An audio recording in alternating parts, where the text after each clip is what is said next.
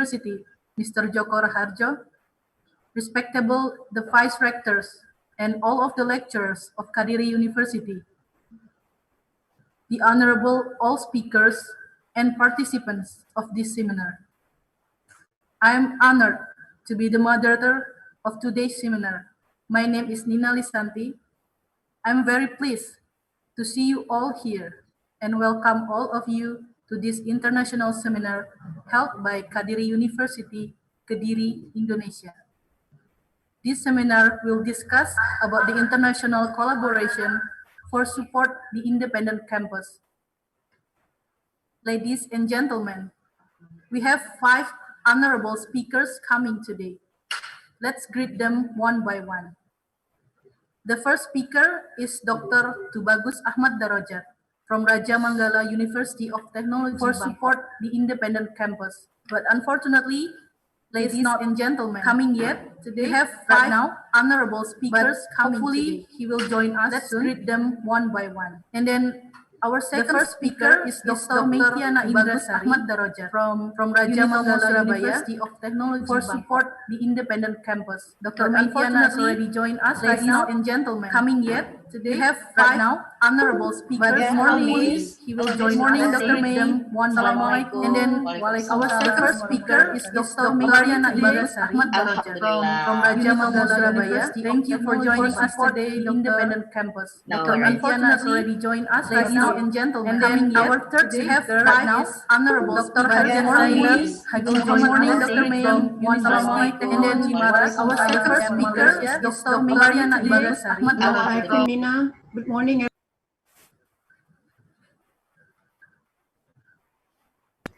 Assalamualaikum. Assalamualaikum. Waalaikumsalam warahmatullahi wabarakatuh. Thank you very much. Yes, I'm Dr. Zainab. Thank you for joining us today, Dr. Zainab. You're most welcome. Yeah. Thank you. Yes, thank you very much. And then the fourth speaker is from Kadiri University, Miss Pamadia Vitas Moro. Good morning, Miss Vita.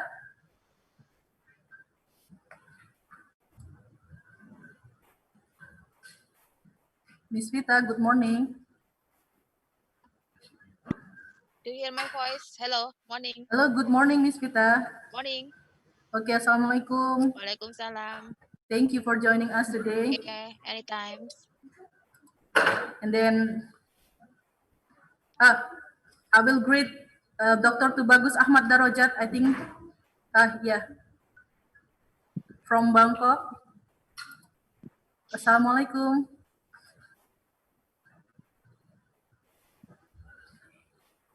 Assalamualaikum. Oh, Waalaikumsalam. Did you hear me? Yes, I can hear you clearly.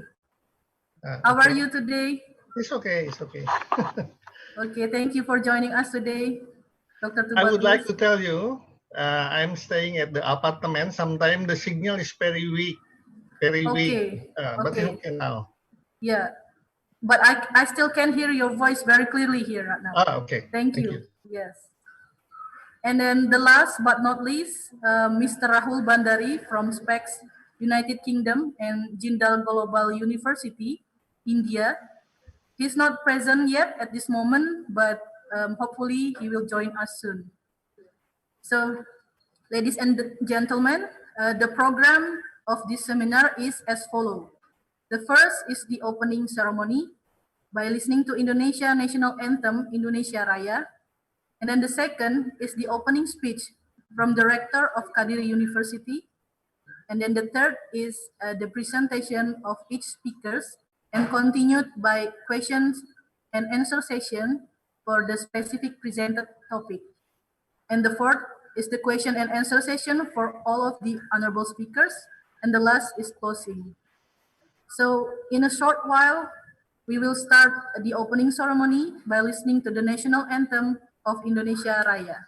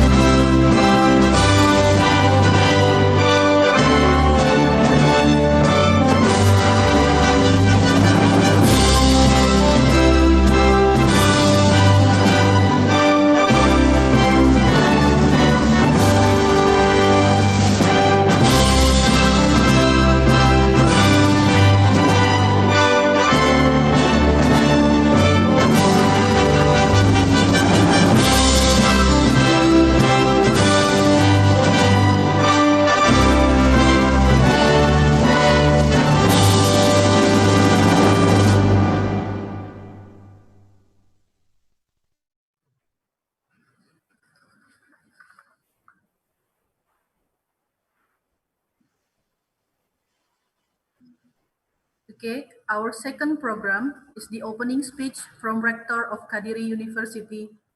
May I invite Mr. Joko Raharjo for the opening speech. Mr. Joko Raharjo. Yes. Yes, please, sir. You can start the opening speech. Assalamualaikum warahmatullahi wabarakatuh. Honorable the speakers, Mr. Rahul Bandari from Jindal Global University, India, Dr. Hajah Zainab from University Technology Mara, Malaysia, Dr. Tubagus Ahmad Darajat from Raja Mangala University of Technology, Thailand, Dr. Maitiana Indrasari from Unitomo, Surabaya, Mrs. Pamadya Itasmoro from Kadiri University, as well as the participant of the Kadiri University online seminar. Selamat pagi, good morning, and best wishes for all of us.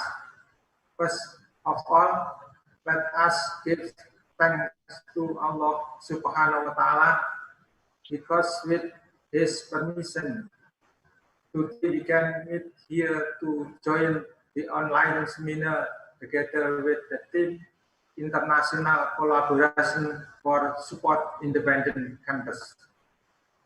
Kadiri University has many international collaboration with many universities, such as from Malaysia, India, Thailand, East Timor, because Kadiri University vision and mission is being internationalized in 2026.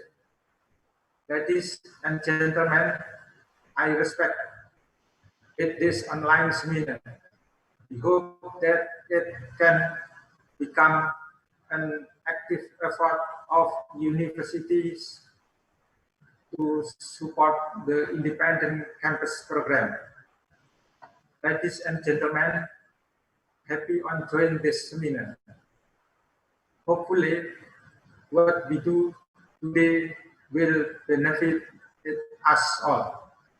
Wassalamualaikum warahmatullahi wabarakatuh. Waalaikumsalam warahmatullahi wabarakatuh. Thank you very much, Mr. Joko Raharjo, for the opening speech. Now we will move to the main program. It is the presentation from each speaker. Before the presentation begins, I will read the regulation, how the presentation will be going on. First, during the seminar, we turn off all the participant mic feature. Participants are invited to ask questions for each speaker through the chat feature, both on the Zoom application and YouTube live streaming or our other social media applications. Each speaker has around 15 minutes to deliver the presentation material. Our team will select one question from participants for each speaker, and I will read the question for the speaker after the speaker presents the material. At the end of the presentation session by the last speakers, we reopen the Q&A session, and the number of questions depends on the time left, and the question is for all the speakers. Okay, without all further ado, now, firstly, I'd like to give the time to our first speaker, Dr. Tubagus Ahmad Darajat, to present his material for about 15 minutes. But before that, allow me to briefly introduce to you about Dr. Tubagus Ahmad Darajat. Hello. Yeah, yes. Okay. Okay. This is the profile of our honorable speakers. Dr. Tubagus Ahmad Darajat. He is the Associate Professor in Raja Mangala University, Technology, Krungthep, Thailand. His research include quality management, customer satisfaction and purchasing decisions, organizational culture, work discipline, work motivation and leadership, land geological study and disaster characteristic, good governance principles in public services, environmental literacy performance, e-commerce systems, environmental education sustainability, corporate image and corporate marketing, and many more. And then he also published 3 books. The first is Basic Concepts of Personal Management, and then The Importance of High Work Culture, Absolute, and then the third book is High Work Culture, Absolute. He also write many papers publication. The first is about business and environment process, and then strategic decision making, changing toward a high work culture, organizational culture, strong culture and weak culture, commitment, high work, and others. There are so many publications. He already published many writing papers.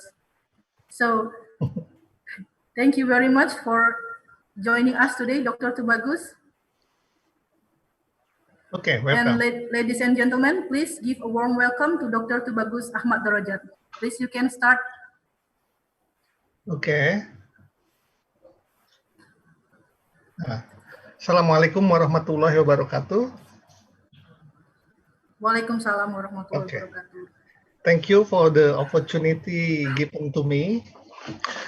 Your Excellency Insinyur Joko Raharjo, President University of Kadiri, and the Honorable Peitana, Miss Pamadya Pita, Mr. Rahul, and the others that I respect. We are grateful that we can meet face-to-face by online, and I am among in the great people here now. Thank you so much.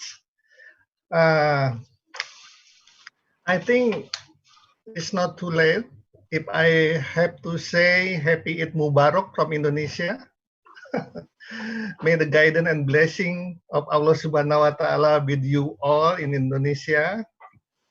I pray for you. May Allah bring joy, happiness, peace, and prosperity. Thank you. Thank you.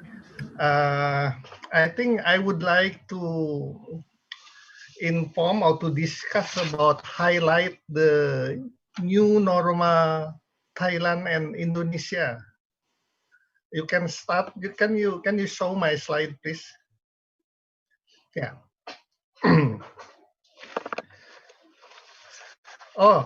I have been teaching in Thailand around 5 years, but I'm Indonesian.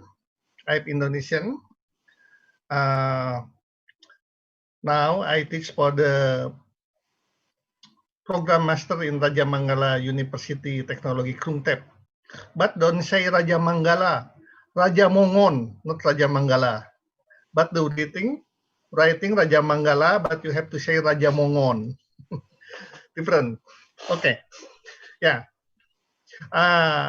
This topic highlight new normal in Thailand and Indonesia. Yesterday, I discussed with Miss Nina. Maybe I will explain bilingual because I knew most of the audience, also many Indonesian. You said around 75, maybe familiar in bahasa. Okay, okay.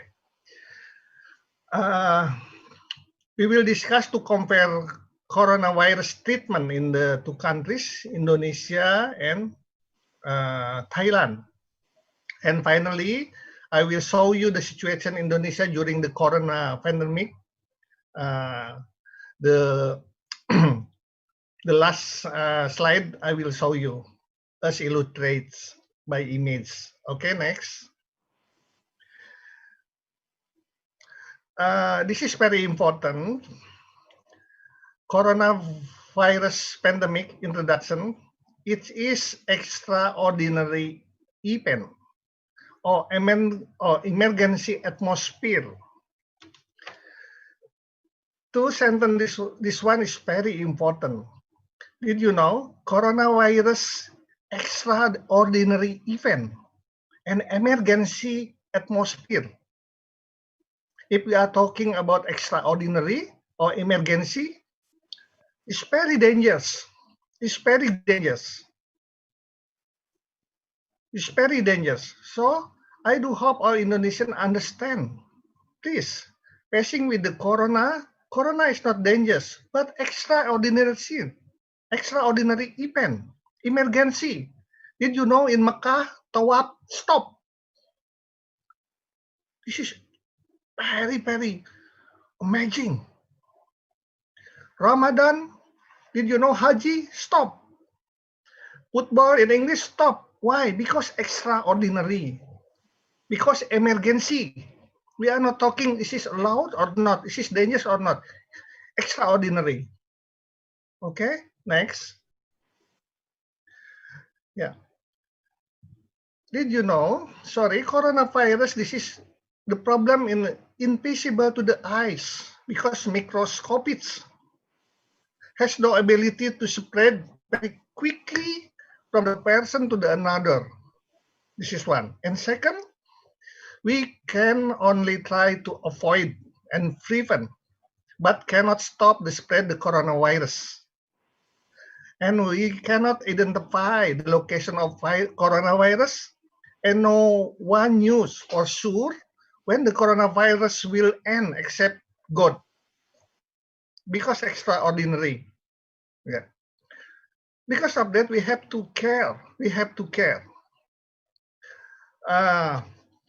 Okay, next. Next, okay. And then, this is for introduction. Thailand economy depend on tourists. Because of Corona, the average number of customer now 95% drop, decline. And purchasing power of the people decrease 90% drop, decrease. And many private companies are also forced to lay off employees. Okay. Okay, before continue, I would like to say to the audience, sorry, we are not talking about politics, okay? We are not talking, I don't want to criticize government. I didn't mean to criticize somebody, but we are talking scientists because I would like to highlight the condition in Thailand and Indonesia. This is not totally, this is scientists. Okay, next. This is Stan Pitsuwan, Deputy Governor of Marketing in Thailand. Now, maybe in rupiah, around 900 triliun.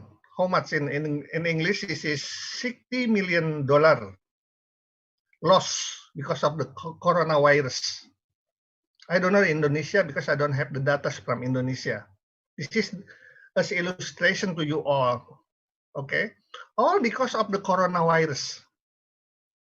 Okay, and in 1918, around 35 million tourists come to Thailand and contribute income.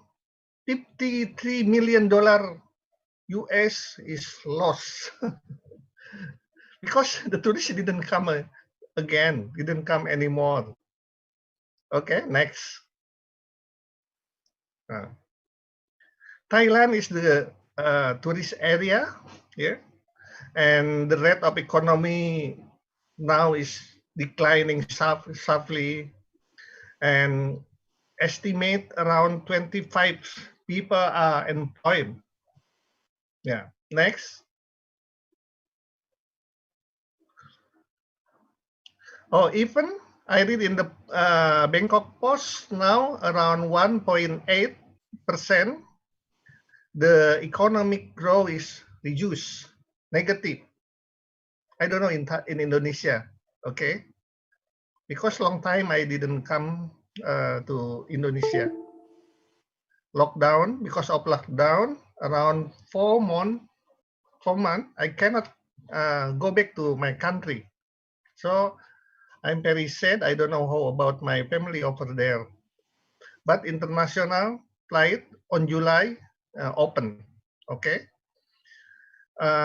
This one, lost total revenue around 20 trillion. Oh, very big, very, very big. All is because of the coronavirus. Because corona is extraordinary, emergency. Okay, next. So because of that, on April 3, Thailand imposed curfew. In bahasa maybe jam malam. Sehingga people cannot go out except for the medical staff and security officer. Yeah, cannot. It's total quiet. People are prohibited from living in the house because of the curfew. I don't know Indonesia curfew is there or not. Ada jam malam nggak di Indonesia, Miss Tina? I don't know. Okay, next. Okay. Now we are discuss about the topic. All countries share the same concept. Semua negara punya konsep. It's better for some to starve for a few months than have too many coronavirus death. If I translate in bahasa, lebih baik kita kelaparan 3 bulan, 4 bulan daripada mati oleh corona, kira-kira begitu. It's better for some to starve for a few months than to have too many coronavirus will kill many people. This is not only Indonesia, all in the world. Yeah. So I can give the conclusion the economic is number 2, health and safety is number 1. Yeah. Keselamatan bangsa nomor 1, keselamatan masyarakat nomor 1, lebih baik kita kelaparan daripada corona mematikan semua bangsa. Kira-kira begitu. Ini sudah benar. It's better. It's better for some to starve for a few months than to have too many coronavirus will kill many people in Indonesia, maybe in Thailand, in the world. So because of that, policy lockdown have to do. Yeah. Why? Because this is extraordinary, emergency. Bayangkan, di Mekah saja tawaf sampai dihentikan, Nina. Haji di stop. Ini extraordinary tidak? Jadi jangan dulu berbicara bahaya, jangan dulu berbicara ini boleh tidak gitu. Nah, I would like to remind Indonesia, please you understand. This is emergency, this is extraordinary, because I am very sad. I heard in Indonesia, many people, new case always increase until now. Sorry, in Thailand now is 0. Thailand 0. 0, 1, 2, 3, around this one. 1, 2, 3, 0, 1, 2, 3, 0, 0, 1. Coronavirus case now is nothing. Because all people understood that this is, we have to fight. Okay, next. Okay, Nina, sorry. Please you remember back. This is the keyword. It's better for some to stop for a few months than to have too many coronavirus. Okay? Ya, lebih baik kita kelaparan lah demi jiwa. Sehingga Menteri Pendidikan, Minister of Education Indonesia, okay, it's not required going to the campus. If we are talking healthy, number 1, and safety, then economy. Okay, next.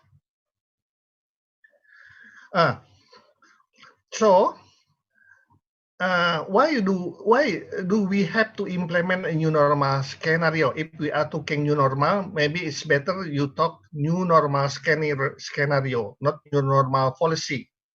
New normal scenario. New normal scenario have to adapt due to the consideration of something more important. Kita harus melakukan new normal karena lebih penting lagi ini. Kalau kita perhatikan dari kalimat itu, it's better we have to start for a few months. Jadi ini udah bagus ini opinion of the professor from WHO. Lebih baik kita kelaparan 3 bulan. Jadi tidak disebutkan lebih baik kelaparan 6 bulan, tidak. Artinya new normal we have to do because more than 3 months maybe also we have to avoid. Kita harus hindari juga berlama-lama sehingga muncullah new program skenario. Ya, kita tidak bisa menahan lapar lebih dari 3 bulan, singkatnya gitulah mudahnya. Kalau 4 bulan akan jadi masalah baru, banyak masalah masyarakat kelaparan, tidak punya uang dan macam-macam sehingga is better we have to do the new normal scenario. Yeah, everything is working as normal, but not normal. Actually, the meaning new normal, but it's not normal. Okay. Why we have to do the new normal? Because to overcome negative impact to the people. Orang tidak akan bertahan lagi sudah lebih dari 3 bulan, sudah jenuh. There is no other solution except by applying the concept new normal. New normal is solution. Okay. People feel bored and suffer a lot under the coronavirus. Orang-orang sudah jenuh berlama-lama di rumah, lebih dari 3 bulan, 4 bulan sudah tidak bisa lagi. Same with me. I could not stand more than 1 month. It's very boring. Okay, so new concept, this is the solution. And the coronavirus cannot be stopped quickly. This is also you have to understand. Coronavirus cannot stop quickly. Maybe 1 year, I don't know. Nobody knows except the God, I think. Yeah. So you have to support new normal scenario. This is very good. Okay, we can discuss to continue. The economy and social community must continue to operate, to revive and survive. Untuk bisa bertahan masyarakat dan supaya tetap bisa hidup. New normal is solution. Okay. The community must move normally, but new normal in new way. Normal tapi tidak normal lagi karena because we have to live together with coronavirus. Mungkin sekarang coronavirus seperti teman, ada di sebelah kita, tapi kita harus normal, gitu. Karena mikro, tidak kelihatan mata. Oke. Otherwise will be chaos all over the country. Kalau tidak ada new normal, negara juga bahaya gitu. Orang pada tidak makan, ekonomi terus negatif, bukan saja pertumbuhan minimal, tapi sudah. Oke, next. Please remind me how long the time for me. Okay, still there? Okay. Nah, indicator of that is something unique. What is the difference in Thailand and Indonesia to implement new normal? In indicator in new normal in Thailand has implemented the new normal scenario because of the new case of coronavirus victim continue to decline. Okay, but new normal in Indonesia, I don't know, still continue to rise in Indonesia. If new normal in Thailand is very suitable, maybe it's correct policy, because the coronavirus is now zero. Now is zero. But new normal Indonesia, I heard now new case still up the 1,000. Yeah, different context, but no problem. Okay, we can continue. Next. You have 3 more minutes, sir. Oh, okay. Next. Next slide. Next, please. Okay. So, 3 minutes. Okay, I will explain fast. New normal scenario in Thailand. Community activities are active now. Shopping center reopen, restaurant reopen. Football match have been resumed, but without spectator. And flight also reopen. Place of worship began to reopen because new normal already come. Semua sekarang sudah dibuka-buka lagi. Cuma dibuka bersyarat. dibuka tidak normal. Biasanya pagi sampai malam, sekarang hanya dari jam 10, tetap Thailand diperketat terus, sushi Thailand. Saya tidak tahu di Indonesia ya. Oke, next. Next. Oke. Why has the treatment of the coronavirus success in Thailand, but I don't know, in Indonesia is not unsuccess. Kenapa di Thailand sukses gitu menangani corona, tetapi di Indonesia belum sukses? Okay, please you understand. We are not talking about politics. We are talking science. Okay, why? I don't know. We can see.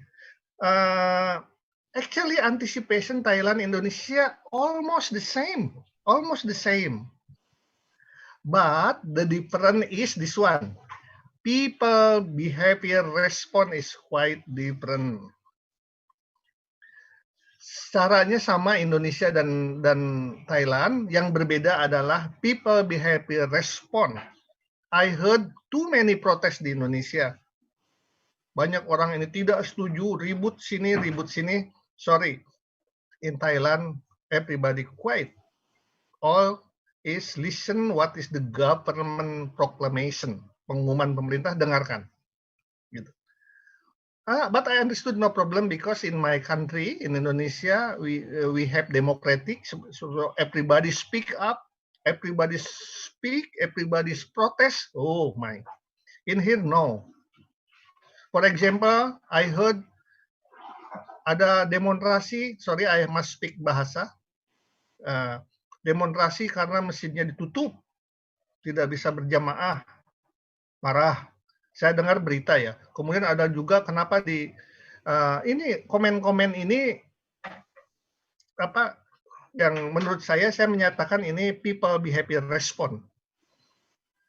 Ya, karena kita demokrasi, ada yang bilang ini tidak bahaya, ini kalau takdir begini. Oh, okay. This one, see, anticipation Thailand Indonesian almost the same, only the people behavior response is quite different. If we would like to say sociological condition in Thailand, Indonesia is quite different.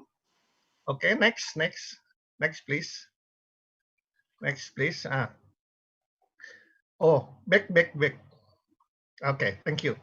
Sociological condition in Indonesia, there are many people who don't want comply with physical distancing. Okay, crowd still gather everywhere in Jakarta. Saya sering lihat masih banyak kumpulan-kumpulan Jakarta. Ini bahaya sekali ini. Many people are ignoring the appeal of government. Banyak orang pengumuman pemerintah diprotes, tidak setuju, ini tidak benar, dibanding-bandingkan. Padahal pemerintah sudah bekerja keras. Okay. Regional quarantine is widely protest. There have been community protests, demonstration against the local quarantine, anything. We call this is sociological condition because in your country we have democracy.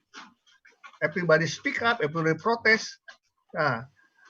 So the result, the pandemic, the new case increase. If we are talking how the method almost same. Okay, next.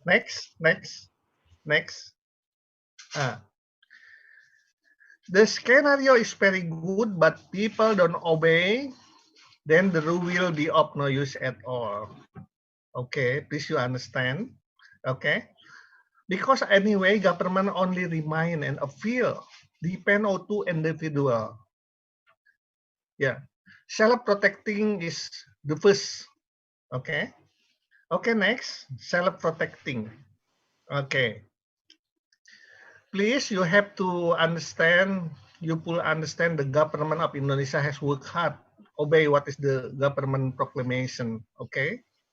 And the government has received input also from many experts to deal with the pandemic professionally, quickly.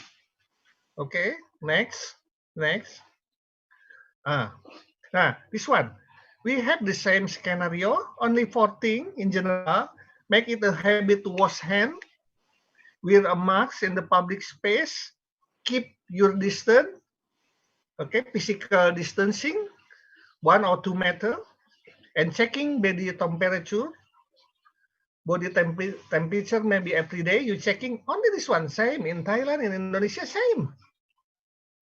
but the difference is respond. People in Thailand is very creative to respond to the government proclamation. Okay, next.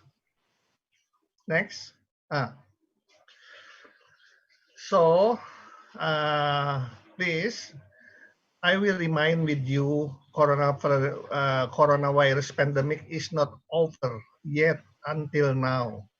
Please, coronavirus can still attack anyone, anytime, and anywhere. Indonesia still extraordinary condition, still emergency condition. Fourth thing, don't remember, wash your hand, use nose, okay, and check temperature and distancing, physical distancing, okay. It's very dangerous. This is the corona, okay. Next. Okay, I think, okay, next. Social distancing, wearing of masks. Mask is very important, okay. And then, okay, next. Okay.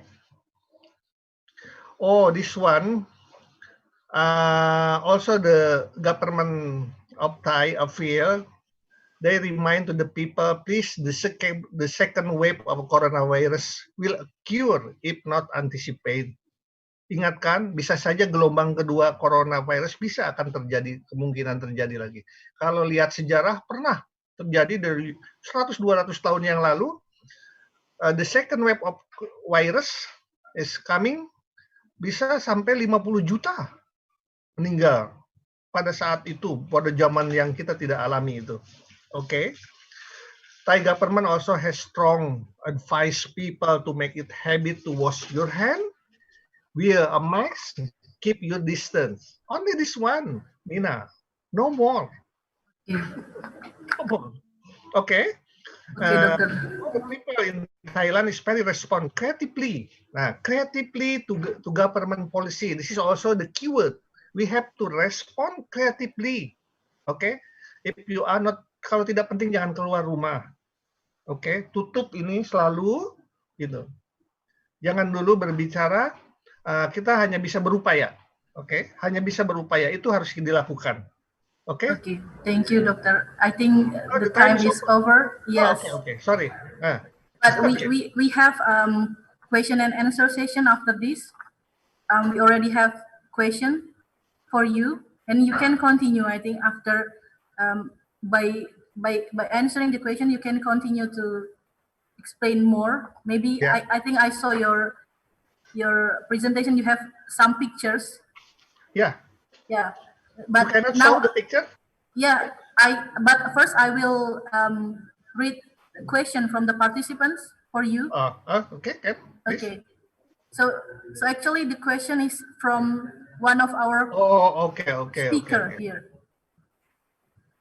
Okay, the question is from one of our speaker here, from Mr. Rahul Bandari. So he asks, what are the new guidelines from Thailand Ministry of Higher Education related to internationalization of the universities? Okay, sorry, I want to read. What are the new guidelines from Thailand? Yes. Okay. Yes. I think if we are compared with Indonesian, almost same policy. Now all the university is closed, so we are learning by online. This is the government policy. I think the same. Nina, the Minister of Higher Education related to international, okay, same. I think same, almost same. I said I compare what is the treatment in Indonesia. Also the same question from Stefanus, now Darlene. Almost same, but the difference is we respond is very creatively. Not only people, university, the company in Thailand is very good. Yeah, I do salute it. Yeah. For example, sorry Nina, saya pernah masuk ke mall, Di mall itu saya belanja yang menurut mereka tidak boleh hanya karena makanan, ditolak sama kasir. Kasir refuse, no. Government policy is not allowed. Jadi mereka komitmen gitu. This is yang saya maksud, mereka begitu respect. Ya.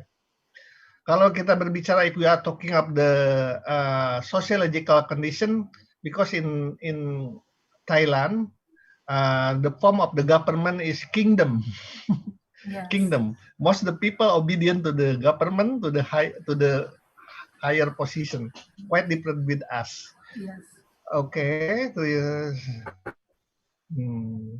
Almost same. Darlene, almost same. Indonesia and Indonesia. Okay. Okay, next. Please. More. Any question? I think the other question is asking about the thing that you are already explained before. Yeah. Mr. Darlin Lisip from Biak asking about, is there any similarity? Okay. Similarity of the, ada kesamaan penerapan new normal antara Indonesia dan Thailand? Total sama persis. Karena tidak jauh dari 4 hal. Tutup hidung, distance itu bedanya. Kita semua memerangi di Thailand itu. Semua itu mereka begitu komit. Dan mereka bisa, Nina, can you show me my slide? Yes, now I'm sharing. The end, this one, you can see this one. Itu lihat. Oke, next. Ini yang saya maksud. Oke, restoran seperti ini. Oke, saya tidak tahu di Indonesia mungkin sama. Saya tidak tahu. This one. No, I don't think Indonesia is like this. All is creative, all is respond. Okay, next. Oh, this is the compass. Next, this is the hotel. Next. Okay, you can show. Yeah. I don't know how about the Indonesia, but I saw this one. All the people obedient, but I saw in the Kompas newspaper, many people is crowded. Masih banyak orang kumpulan, makanya gubernurnya marah sekali itu, gubernur DKI. Itu lihat, kreatif. This next, semua itu. Ini pemandangan biasa kalau di Thailand itu. And saya harus kasih tahu, saya setiap hari naik bis. Kalau saya naik bis, bisnya dilihat penuh, walaupun tidak penuh, supirnya tidak mau menaikkan, menghindari physical distancing. Mereka komit gitu. Menurut saya itu termasuk kategori komit. Dan dia bersih-bersih gitu. Okay, next. Any question? I will show again. Oh. I think this is there is another question from Hani from Universitas Islam Syed Yusuf Tangerang. She asked about how the effective education system in the future will come with a new normal era. Yeah, I think there is no solution except by online. Online, this is actually, I must say, I myself don't like online. Because why? In education, many things, not only hearing, pacing, waiting is education. But in online, you are only here. But no problem. Only for coronavirus season. Yeah. Recently, please, all the students must studying. Yeah, cannot stop. So all university in the world now is learning by online. This is solution. Okay. Thank you very much, Dr. Tubagus. Welcome. Yes, I think we already our time is already over. Oh, okay. Now is the chance for the second speaker, but we really appreciate. Thank you very much for your interesting talk. Yeah, you're welcome. Thank you very much for joining us today. Okay. Now I will invite our second speaker, Dr. Maitiana Indrasari. Hello. Hello, Dr. Maitiana. Yeah. Yes. I think firstly, the time is also the same. You can present your material around 15 minutes. But before that, allow me to briefly introduce you to our participants first. Okay.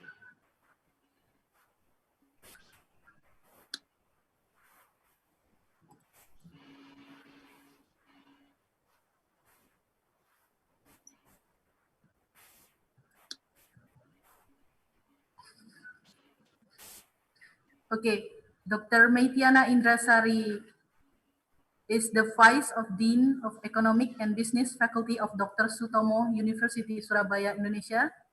She is also the Secretary of Lembaga Cegah Kejahatan Indonesia, the Organization of Crime Preventive, and then the Head of Education and Training of Perkumpulan Perempuan Wirausaha, the Organization of Women Small Business, and then she also the Head of Human Resource of Kadin Paradigma Baru East Java, and then the President of International Council for Small Business, Chapter Surabaya, and she is also the Vice President of Perkumpulan Penulis Buku Perguruan Tinggi, the Organization of University of Book Writer.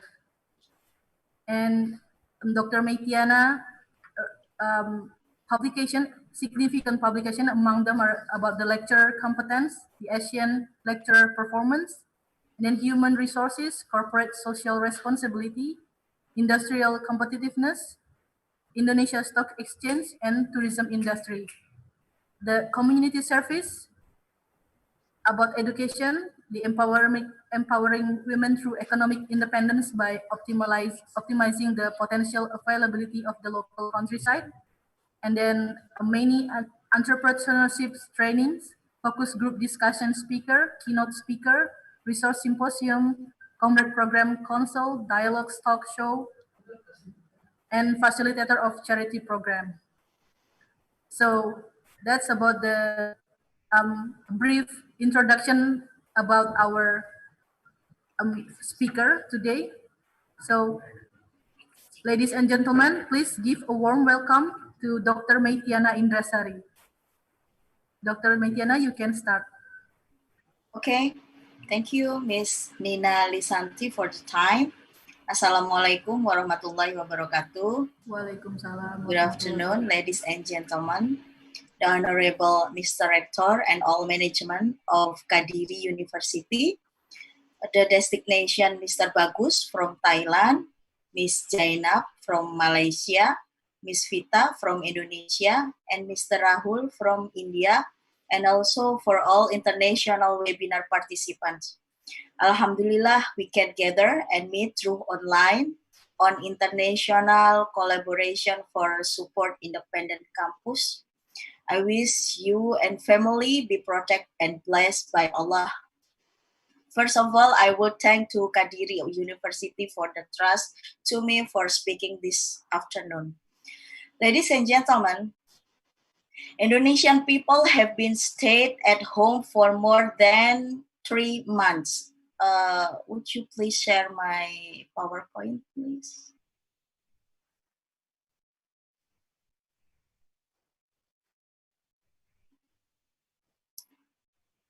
Okay, next, please. Next. Yeah, okay. More than 3 months. Everyone stay at home. Almost all of our campus activities are online. And today, I just want to share about what was seen and heard during the pandemic COVID-19. I agree with Mr. Bagus that there's no problem solving for education except online learning. And I choose the topic of education experience in crisis for describing about supporting system for independent campus. Honestly, for the campus activity, actually there is a positive impact from the pandemic. Maybe this is the one of positive impact in education. We often say that extraordinary technology advance made the world without border and space anymore. What we can get with the gadget in our hand, Indonesian education has already created for online learning from several years ago to reach World University ranking and also cyber campus. In Indonesia regulation, we have distant education program. we already have distance education program, which it is a teaching and learning process that is done remotely through the use of various communication media, information and communication technology. It seems clear that education is something that should not affect during COVID-19. And then talk about education in Tridharma as a new normal. We have universities performance in Indonesia. We call Tridharma Perguruan Tinggi. The first one is teaching and learning. There are so many options of teaching and learning, but most of what we do is the conventional one. And I think we can deliver all theory of knowledge by online, except if we contact with human lives, such as medicine faculty. And the second is research. A lot of research that has been used online. We are quite familiar with this. In searching for a basic or empirical theory of a study, we can use online scientific journal. Even in Indonesia, published journals are required to be online and open access, and also collaboration with various countries according to their field of science to become reviewers. And the third one is service community. In our regulation, we call for our activity today is community service. This program, this conference, this international webinar is community service. This is one example that there is no problem with online. For the output of community service, it also the same as research, scientific publication. It is 100% publication process in online. Why I say that it's 100% online? Because I am as an editor-in-chief of an accredited and international index of scientific journal in Dr. Sutomo University campus. There is no manual step in publication process. Okay, next please. Next please. Okay. University One Touch. New normal, which is currently in college, is actually old normal. Sorry, I have to say that it's actually old normal because we already have online distance learning for several years ago. We have online program for several years, but it seemed to be difficult in implemented and finally carried totally when a pandemic. From registration, Indonesian campus are already online for this, starting from data filling to online payment with connected to banking service. And then classes. We have practiced almost all classes with online methods in the pandemic. Only the beginning was constrained by the server.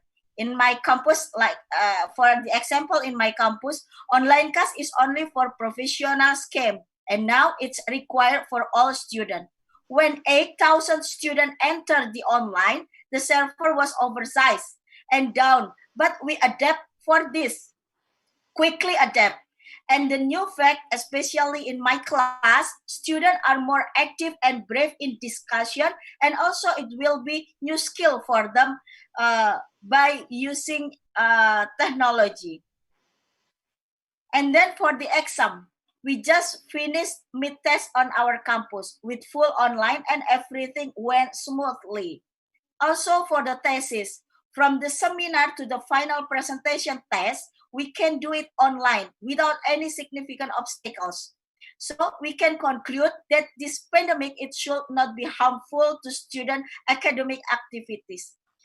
And we got to the bonus from this. We got to the bonus. The output they have with skill of technology that is qualified enough to go into the community. And what can we conclude with all of this? Next, please.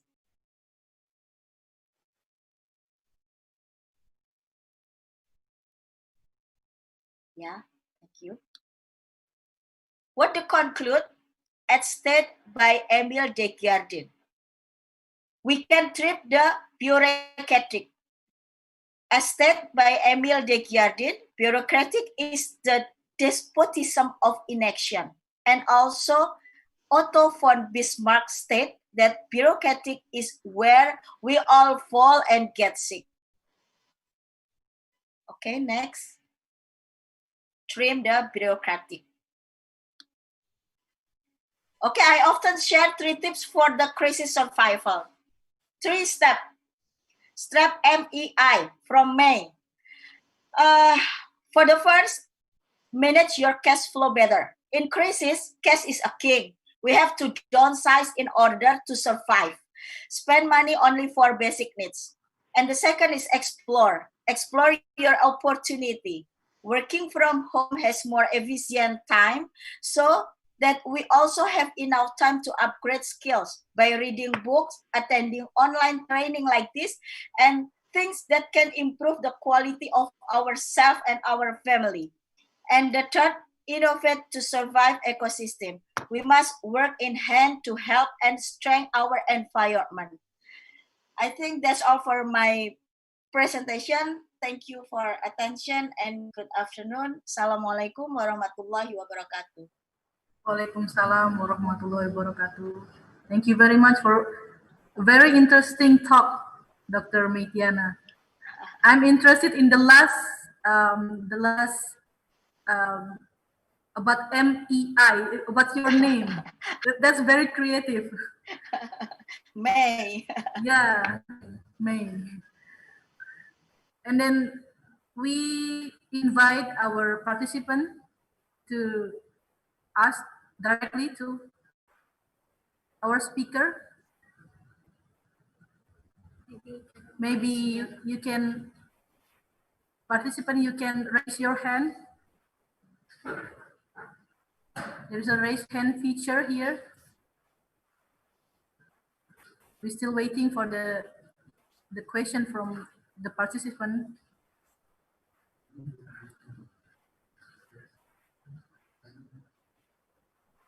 Maybe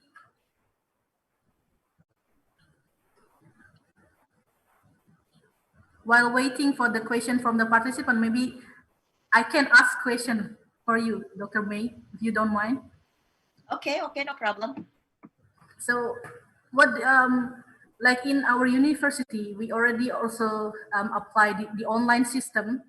Yeah. Like online, we have already applied for some, maybe around 50% of our course is already conducted in online, via online before the pandemic. Yeah, great. But now already all of the courses are all online. of class. Yeah. Yeah, but we face the problem of when before the pandemic, the students they were okay for the system, online system, because they can easily access internet. When they go back to their hometown, Village. Yeah. yeah, it's very difficult for them to follow the same system. So that's our problem here, because many students are going back to their hometown, the village. It's very difficult about the internet stability. So what do you think the solution for that? Yeah, okay. We realize that we have different place and different connection for internet. But I think most of place in Indonesia, the internet near to stable connection, and in I also my couples also get a problem like this, and we combine with new regulation for the cashback fee institution for the internet, for the quota of internet. That's the first step. And then the second, almost every day we create online, and the very small place in Alor, Kalabahi Alor. 500 participants around Indonesia, and also all the students in Alor Kalabahi, they connect the webinar online. So I think, but actually, Alor Kalabahi is a very small place, we call it 4T, terdepan, terluar, terbelakang, tertinggal. So this is extremely small, but 500 is a fantastic participant, I think. So that's why I brave to say that Indonesia, okay, we have a different place, but Indonesia near to stable connection. And we can combine it with the regulation of the university to make students more easier to get the quota of internet. That's Okay, thank that's my you. opinion. Okay. Yes, thank you. That's actually a good solution, actually, to give the students like extra quota for them. Yep. Internet quota. Yeah. Thank you, Doctor. So we still invite our participants to ask question for Dr. Maitiana. Maybe participant, you can raise your hand or directly, or you can even ask in Bahasa. Oh, okay. I think we already have some question. One question here from the YouTube. The question is, how about preparing the independent campus on pandemic and to make relation? Actually, it's no name. Oh, it's from Yoke. Miss Yoke. The question is, how about preparing independent campus on pandemic and make relation?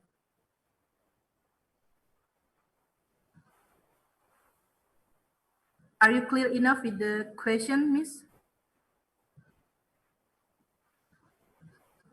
For the good presentation, I think it's clear. Yes.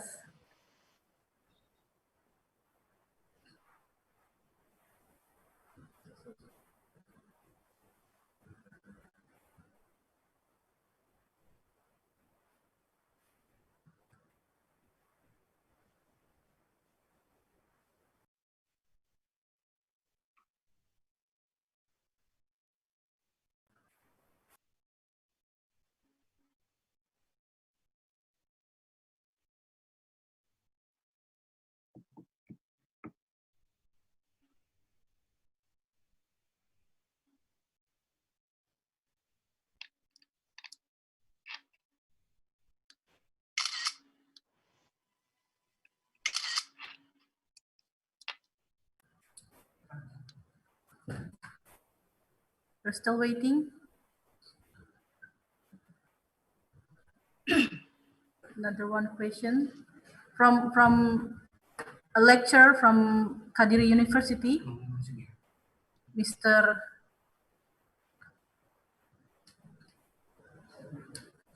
Jatmiko.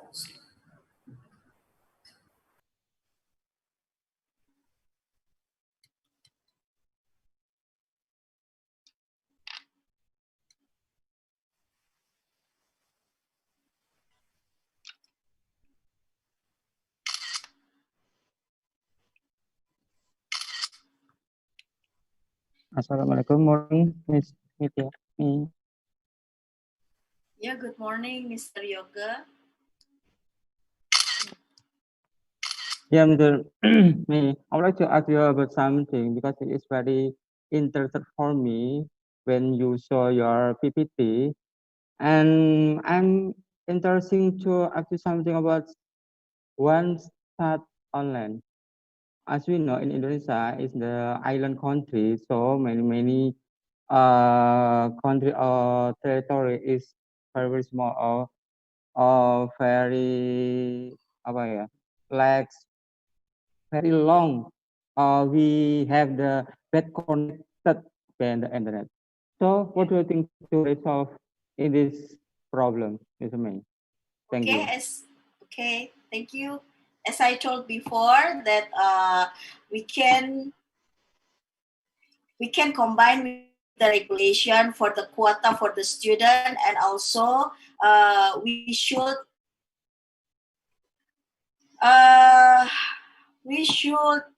give some information to the student that the small place in Indonesia, and I think this is the smallest place, Kalabahi Alor, in other island. It is 40 area. They make online webinar.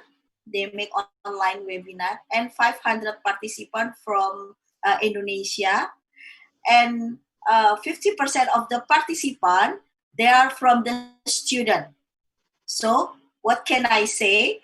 That online webinar in a small place in Indonesia, it can it could go smooth.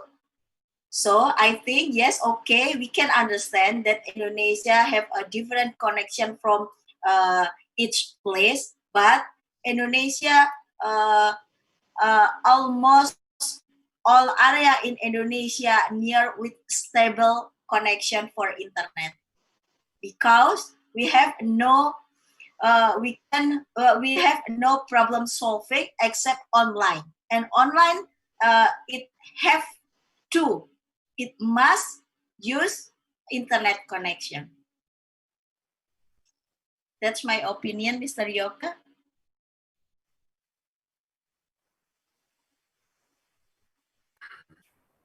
Okay, thank you very much, Mr. Jadmiko. Actually, his name is Mr. Jadmiko. Yes. Okay, the name is Yoga. Okay, Yeah. thank you. Okay, I think the time is over. Dr. Maitiana, thank you very much for your interesting talk. Thank you very much for joining us today. We really appreciate. Thank you very much. Yes. And now we move to the third speaker. The third speaker is Dr. Hajah Zainab Haji Muhammad Nur from University Technology Mara, UITM, Malaysia.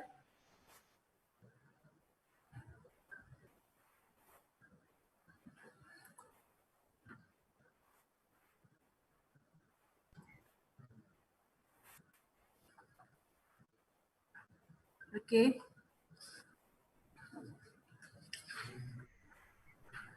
Firstly, I'd like to give you the time to Dr. Zainab to present your material for about 15 minutes. But before that, allow me to briefly introduce you to our participants.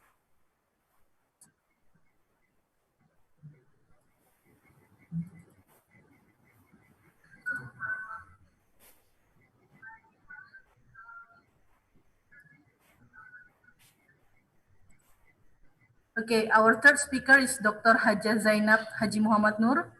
She is the director for the Office of International Affairs at University Technology Mara, UITM, Malaysia.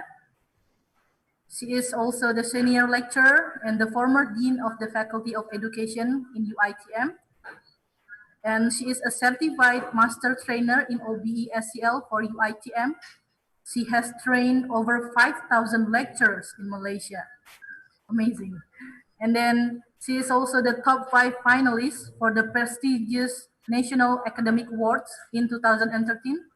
And in the same year, she is also the recipient for the Best Teaching Award in Social Science in UITM. She is the winner of Best Awards and Gold Awards for the MTEX in 2015, ITEX, IIDEX, IIDE in 2013, IRIE in 2014, and the Brussels Eureka Innovation Expo in 2010. And her interests and research includes assessment and feedback for learning in higher education, learning engagement of undergraduates and graduate students, about curriculum, instruction and assessment, second language learning and instructions, teacher education and test taking strategies in language standardized tests or MUET, And then her current involvements at the national level is she's the master trainer for the Academy for Higher Education Malaysia, or AKEPT. And of course, she is also the reviewer to many journals and books. So ladies and gentlemen, please give warm welcome to Dr. Hajah Zainab Haji Muhammad Nur. Okay, Bismillahirrahmanirrahim. Assalamualaikum warahmatullahi wabarakatuh, and a very good afternoon to everyone. To all participants, especially Nina, thank you for facilitating the whole show, and to the Honorable Rector of Kadiri University, the top management of Kadiri University, and also my fellow presenters from Indonesia, from Thailand, and also from India. All right. So very good afternoon. So let me just begin today's presentation. But before I move on to my slides, I would just like to again echo what have been said by the previous presenters, and I'm like 200% in agreement with you. From Thailand and to what has been said in Indonesia. Regardless of we saying that we are a developed country, when it comes to migrating to technology, we realize that yes, we have still some gaps. All right. So it's a question of whether our gaps are, whose gap is bigger than the others, basically. But we're all in the same boat when coronavirus hit us, and we all went through the same experience to a certain extent. To go through the lockdown and so forth. All right. So I will, my presentation, I will focus on because of the nature of the way forward for post-COVID internationalization. So I will take that angle and begin with my slides here.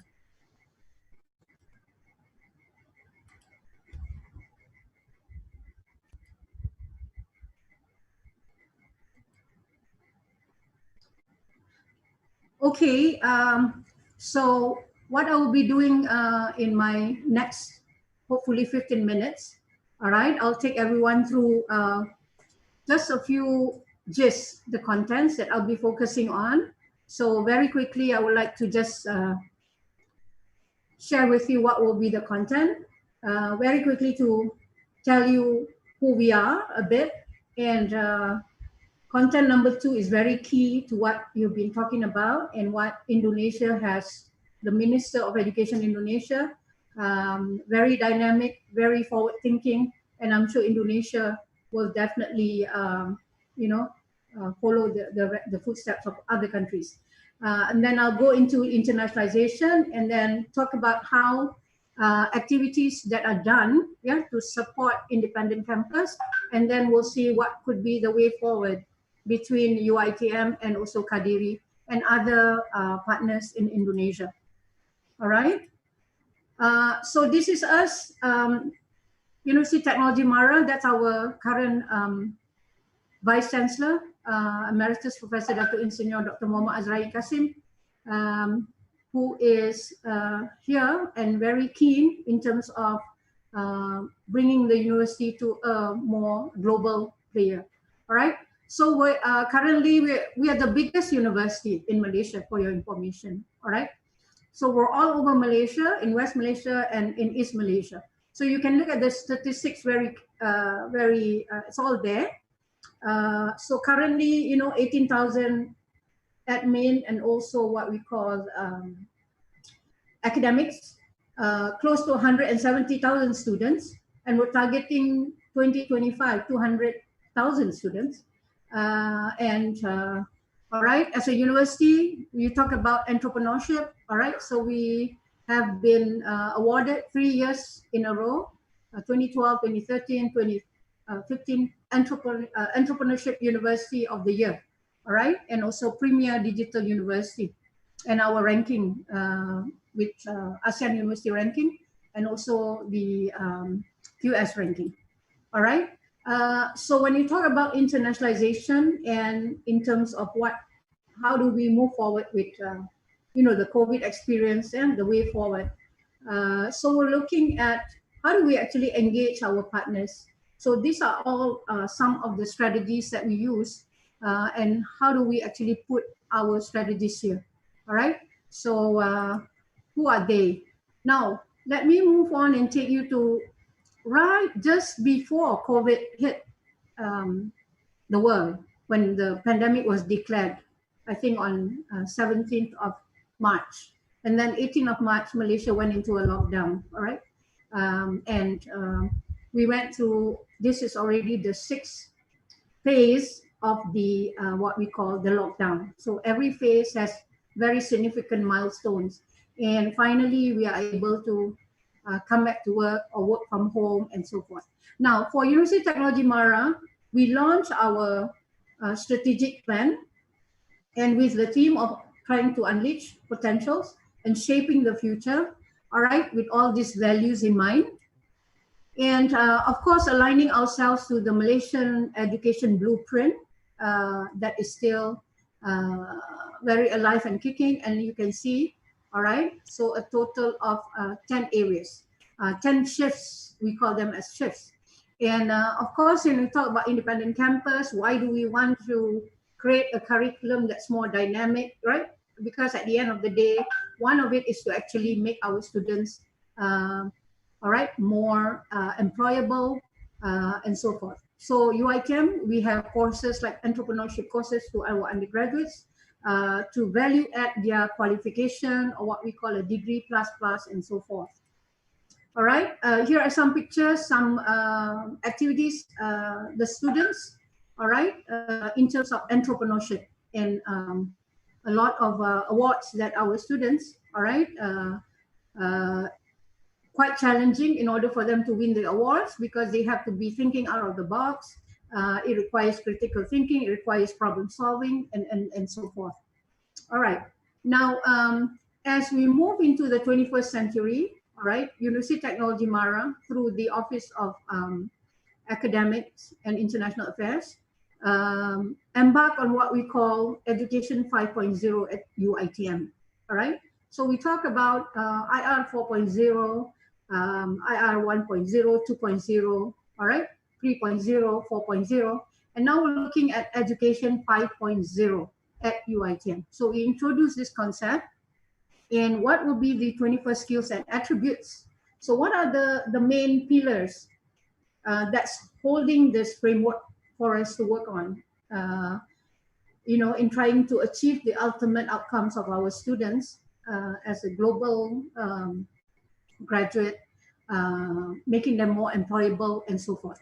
So we believe these 5 pillars: number 1, the coherent and relevant curriculum, innovative delivery and assessment, meaningful learning experience for the students. As we said, the students should be in the forefront, especially now when it's with technology, all right? And of course, transformative learning environment is happening now, all right? And another very important ingredient in this is the inspiring educators, all right? The role of the lecturers. So this gives us a big picture of what we call the ecosystem, and we see it as a big picture. All right, so we know that students desire, right? What students desire. So we look at aesthetic, we look at management, creativity, all right, variety, altruism, intellectual stimulation. So these are all the very challenging, or what we call the tall order, part of being, you know, independent campus. Now, at the same time, we know that employers are also looking beyond knowledge, all right? So it's no more about the students having the content. What good would the content be if our students are not able to apply, not able to solve problems, and ultimately contribute to nation building, contribute to community development, bringing their ideas into innovations, and so forth. So if we look at this, all right, of course, the products at the end of the day, number 1, willing to take challenges, all right? We talk about agility or adaptability, curious minds, innovative, as I mentioned just now, all right? How do the graduates, are they able to navigate complexity, all right? And communication is going to be very key again, all right? It's always been there. all right, and now more enhancing the skills of our students for communication so that they can express, they can defend their thoughts. And number 7 is integrity and ethics, all right? Values are very important. Like today, if we're putting them online, can we rely on them not to cheat, for example? How could they really apply those values and so forth? So this is really quite a challenge. And ultimately, the initiatives and also the spirit of entrepreneurism, all right? Meaning just not waiting to get jobs. They can also be what we call job creators, all right? And so forth. Now, how do we go about nurturing, in University Technology Mara, all right? That's the brand, and, especially the millennials. So we're looking at, constantly, we're looking at learning and mindful of current and future state, all right? So diligent, highly principled, progressive thinkers, enthusiastic. So these are all big concepts, and I'm sure supporting an independent campus, what your Minister of Education in Indonesia is trying to promote, right? In all the universities, and equally here, we in Malaysia are also pushing for all this.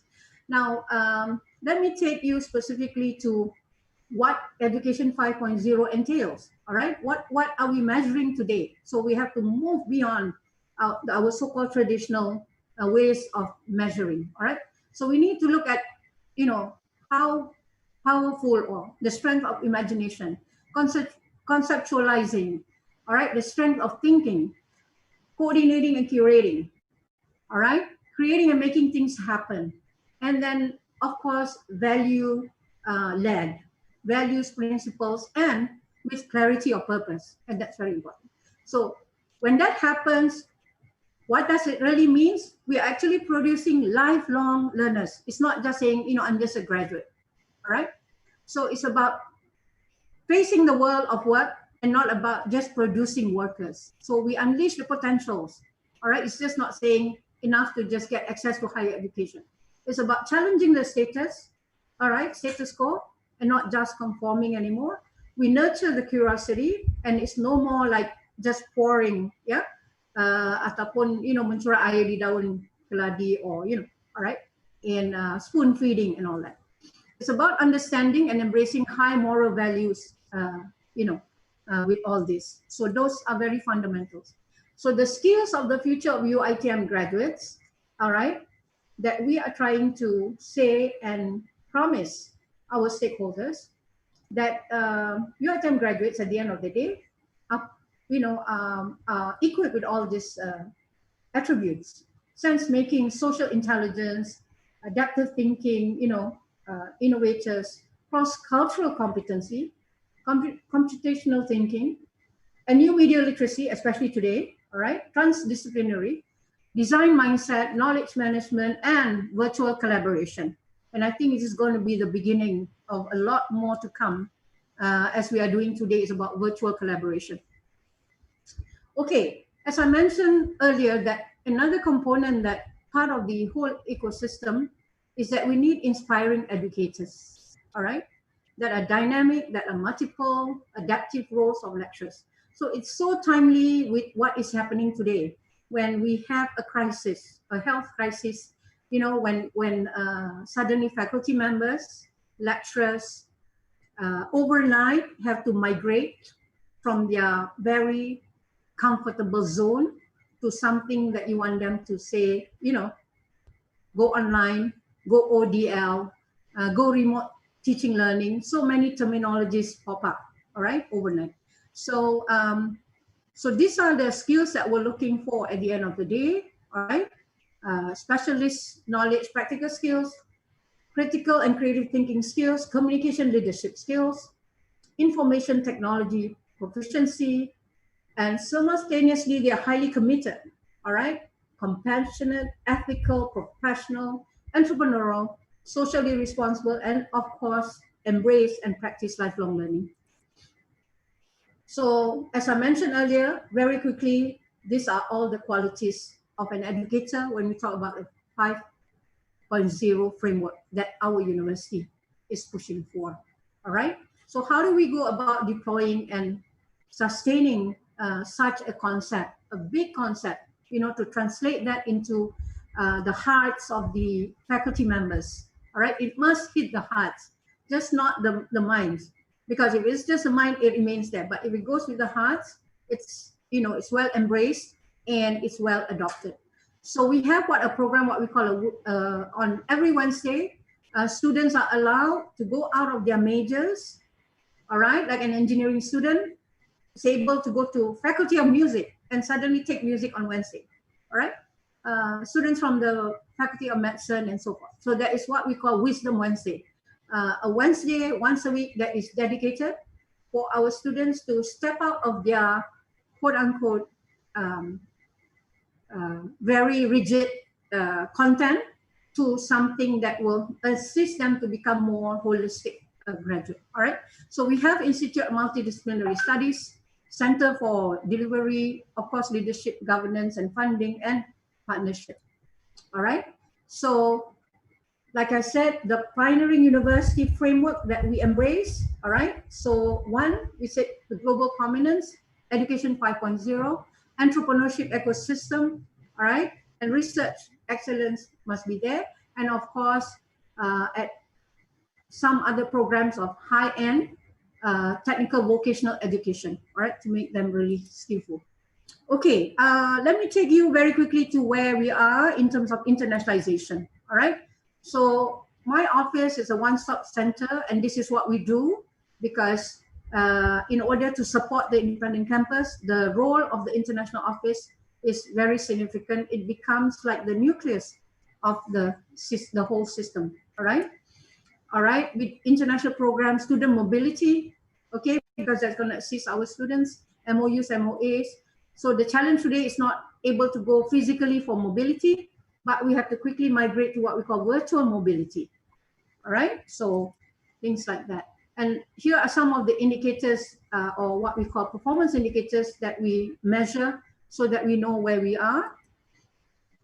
All right, and if we look at the student internationalization and staff internationalization, so we have also some supporting system in terms of the function of liaison officers because we are very big, all right?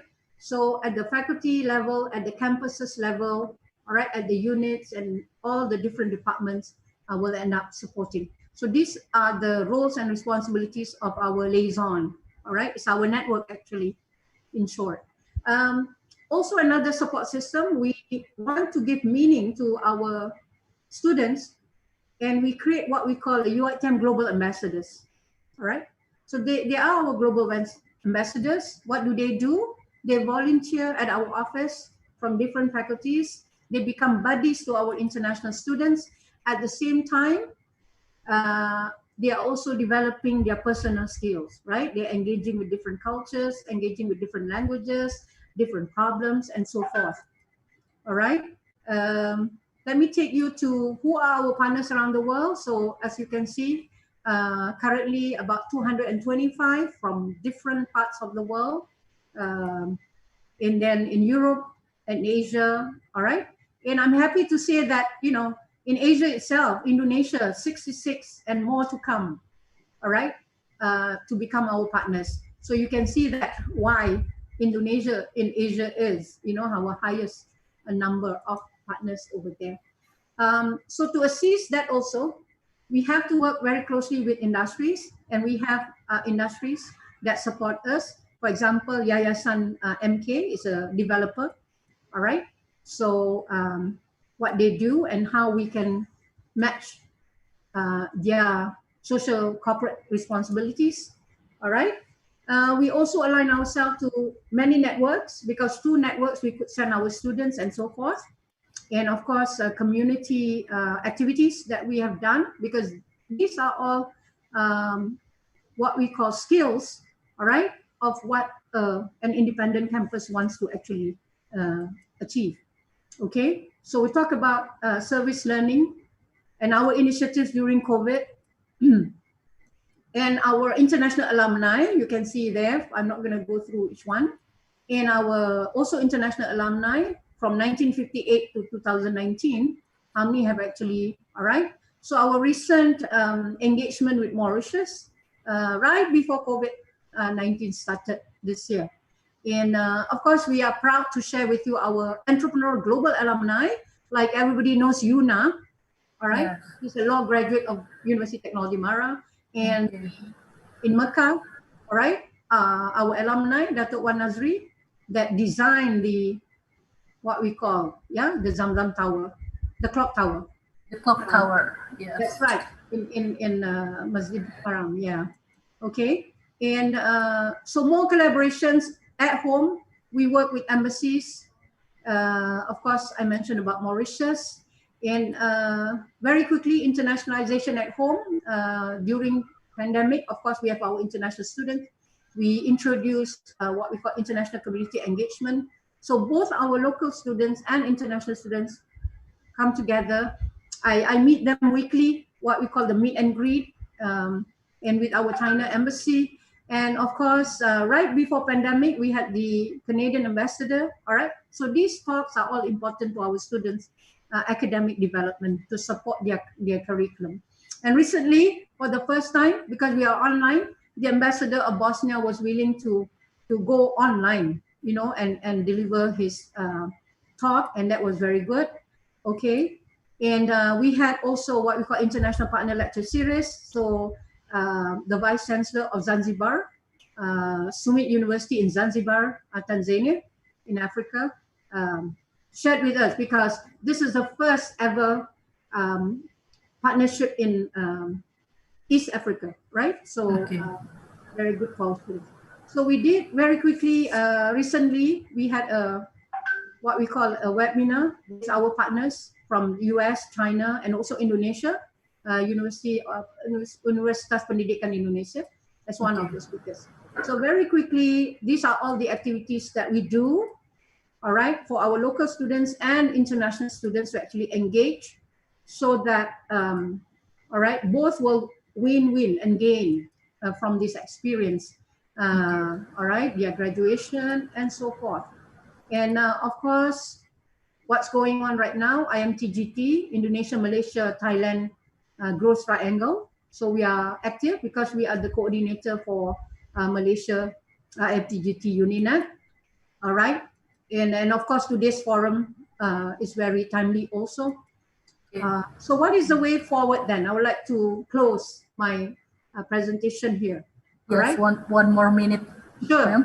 Yes. Awesome. It's going to be 1 minute. So we can see the way forward.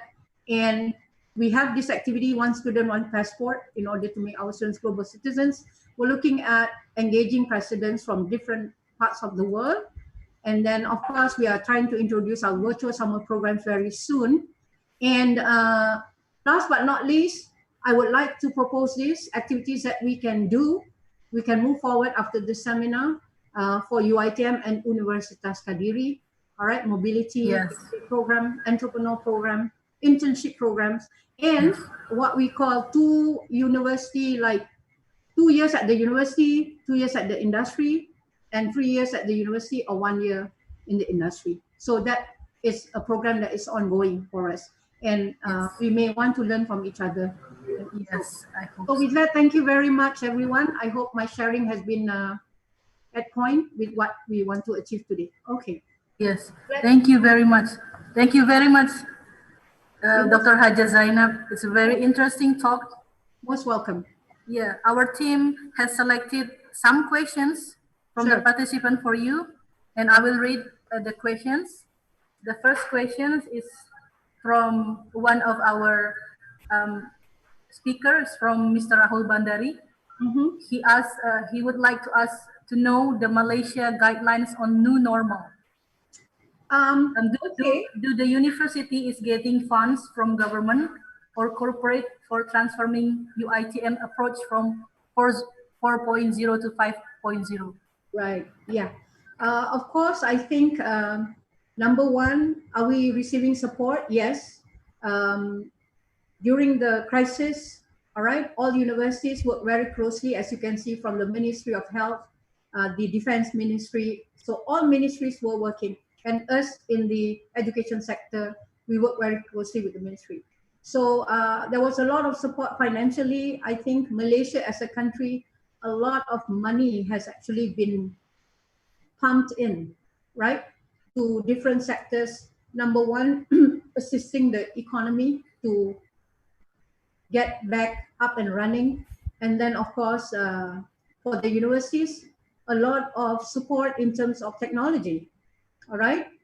You mentioned earlier students getting quota, internet quota. We paid for their subscription monthly to assist them. We also talked to different what we call vendors and so forth that can come in, and also through the initiative of the ministry that the university works very closely. All right, so there's a lot of funding actually, and internally, university top management also was very supportive. All right, just not the students, but also lecturers who have problems with connection and people who needed to upgrade and all that. Schemes like such as supporting a loan of laptops, all that was available, that was made available.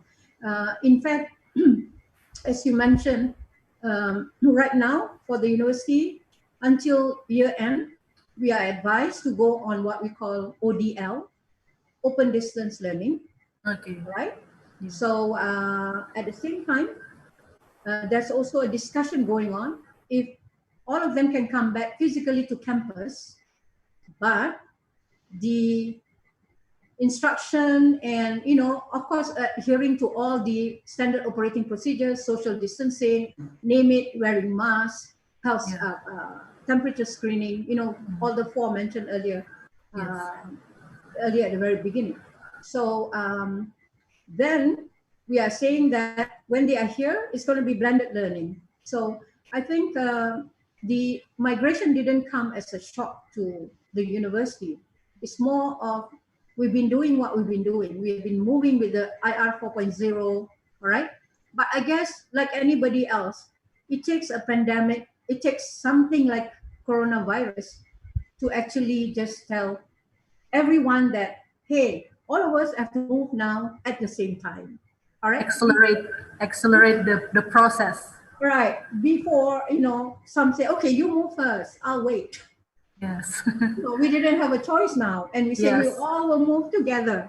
And we did. And we did that. So again, answering the question, yes, there was a lot of funding. In fact, the funding is still continuing. So if we do come back to campus as early as October, I mean, that's the plan.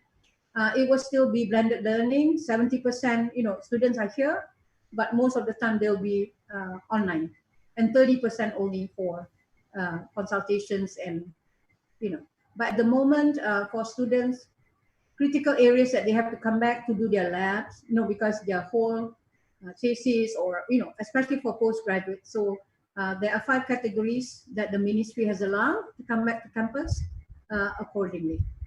All right? Okay, yes. Thank you, Dr. Zainab. And then the second question is from Mr. Jamhari from State University of Medan. He asked about how can we best meet our broader social responsibility to support our local communities in a time of crisis. Yeah, all right. Now, as we are still going through it, even though it's like ending of phase 1, we hope nothing happens in phase 2. All right. We were at the same time busy assisting the communities. All right. Especially for the frontliners. Our university started with a lot of corporate social responsibility, producing what we call the PPEs. All right. So what was good at the end from what we call corporate social responsibility, it takes them to another level that it becomes innovation and commercialization, so that's at the end. But the priority was for the community, all right?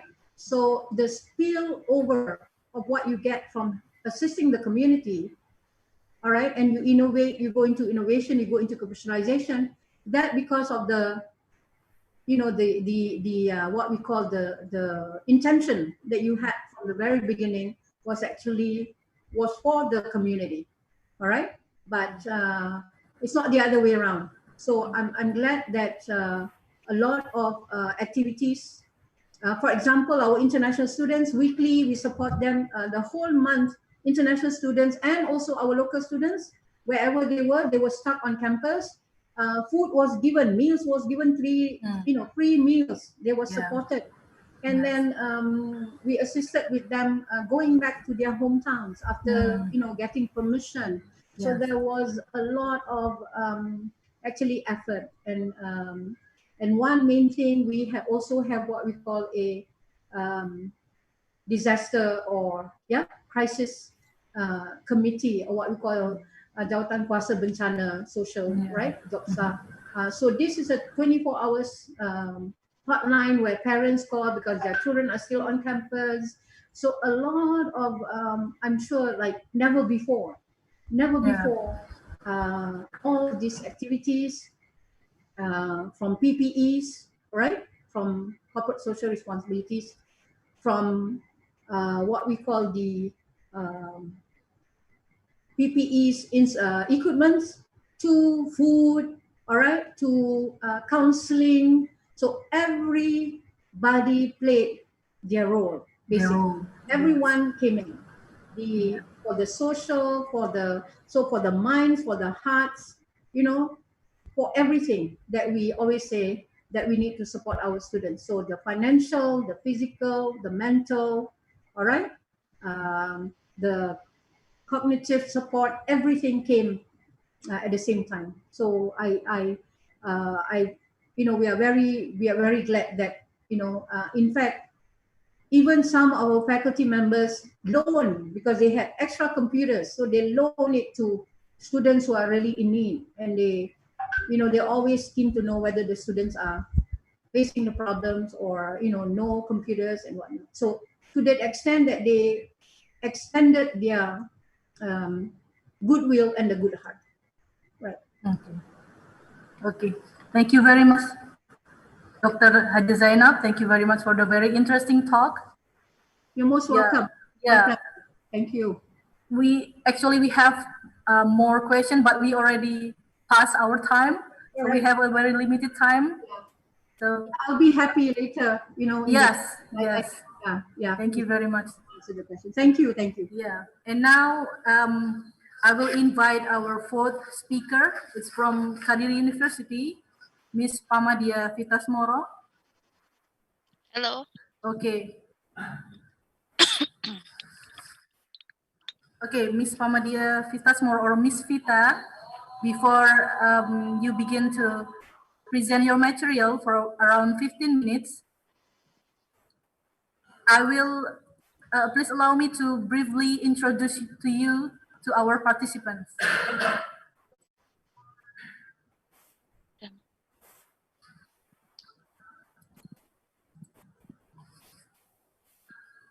Okay, our fourth speaker is Miss Pamadia Vitasmoro, or we can call her Miss Vita. She is the head of Office of International Affairs of Kadiri University. She is also a lecturer in Health Science Faculty of Kadiri University. He's also the head of Language Laboratory, and also English teacher, instructor, and lecturer in several high schools and Health Science Academy or higher education institution in East Java Province and Maluku Province. She is also public speaker for Bonanza Radio 100.9 FM for every Tuesday night program. It's the Bonanza English show. So last night she speak at the program. Her interest and research includes improvement of students' English speaking ability, improving students' reading competence, improving students' English vocabulary mastery, intervention model on agribusiness development of organic agriculture system, improvement of mobile banking services, teachers' emotional intelligence, and society empowerment of religious recreation. She also recently invited to talks for the role of nurse in abroad at Health Academy of Satria Bhakti Nganjuk and English Education at MGMP Ngawi. So, ladies and gentlemen,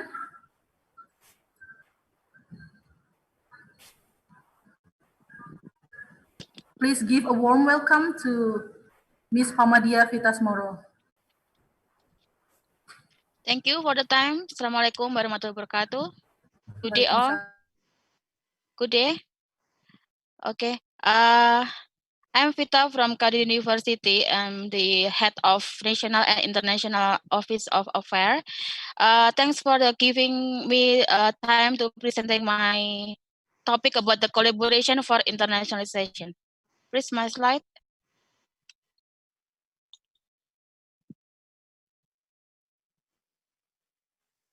My slide, please. Okay. As we know that now we have a new policy from our government, is the independent campus. Independent campus is a new concept from our educational and culture minister, Nadiem Makari. This policy has 4 components. Okay, the first component is opening new studies program, and then the higher education accreditation system, and then state university with the legal entity and the right to study 3 semesters outside the study program and campus. As we know that recently opening new studies program is only for the state university or state higher education who has legal entity. But now the new policy said that opening new study program is also can be done by the education or the university who get A accreditation. And how to get the A accreditation is that there are 2 ways by following the international accreditation, and then also by following the BAN-PT accreditation. BAN-PT is national board accreditation in Indonesia only. So if the higher education or university want to follow the international accreditation, it is must be need a harder preparation, yeah. So if you it is better for you to have some partner for being international accreditation. For example, with Spec from UK. The director of Spec is here also. He will speak after me, and then next step is by BAN-PT accreditation. It is the national accreditation board for Indonesia. Usually BAN-PT give the accreditation only every 5 years. So if you have accreditation with BAN-PT every 5 years, you must renew your accreditation. But if you have the result of accreditation is still B or C and you want to repeat the accreditation, you can renew the accreditation before 5 years. Next slide. And then this is the example and recommendation for collaboration partner in establishing new program study. For example, the first one is multinational company. It is the big companies which are list of Fortune 500. For example, Royal Dutch Shell and then Nestle, Toyota, etc. Next, global technology company. It is the companies with the good reputation such as Google, Apple, Amazon, and then technology startup with startup companies which have minimum 50 million asset USD in dollar, yeah. And multilateral organization. It is the all world-class multilateral and non-profit organization such as World Bank and then Gates Foundation, USAID, etc. And the last is BUMN and BUMD. It is only this the kind of national level companies in Indonesia such as PLN, PRI, Pertamina, etc. Next slide. As I said before that if you want to get the accreditation of A, if you follow the international accreditation, automatically you get A grade for this accreditation.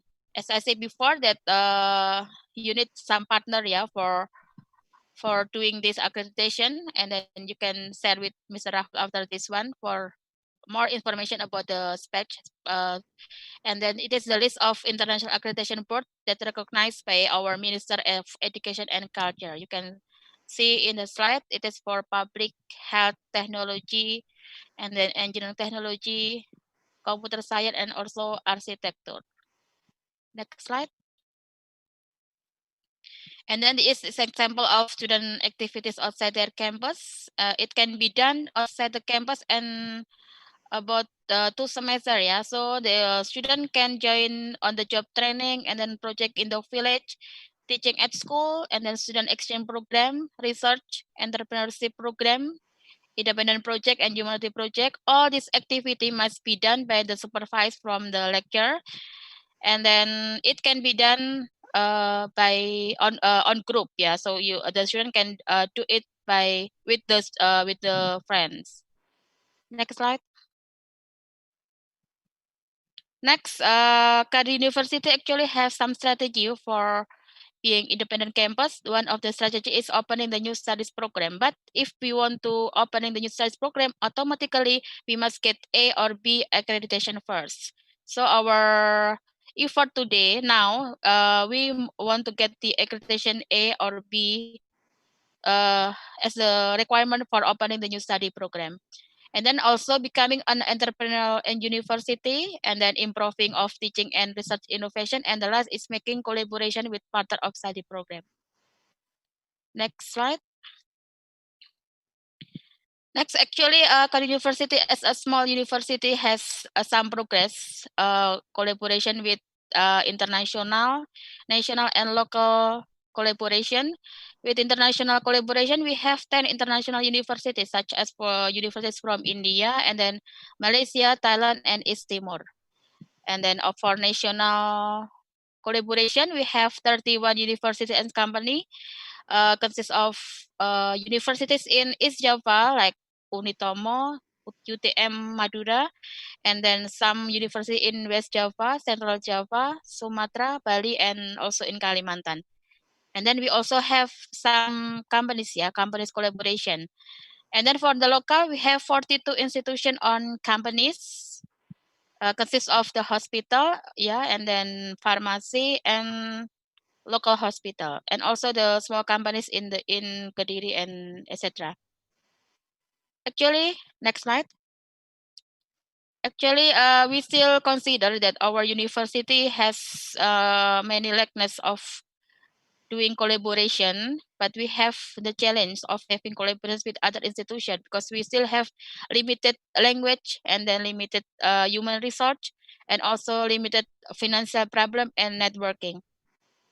So we try hard to be internationalized by doing some suggestion solution. For example, if we have some limited language, we have giving training to lecturer, staff, student about English, and then also providing language laboratory, and then also providing staff access center and providing English study club for lecturer and students.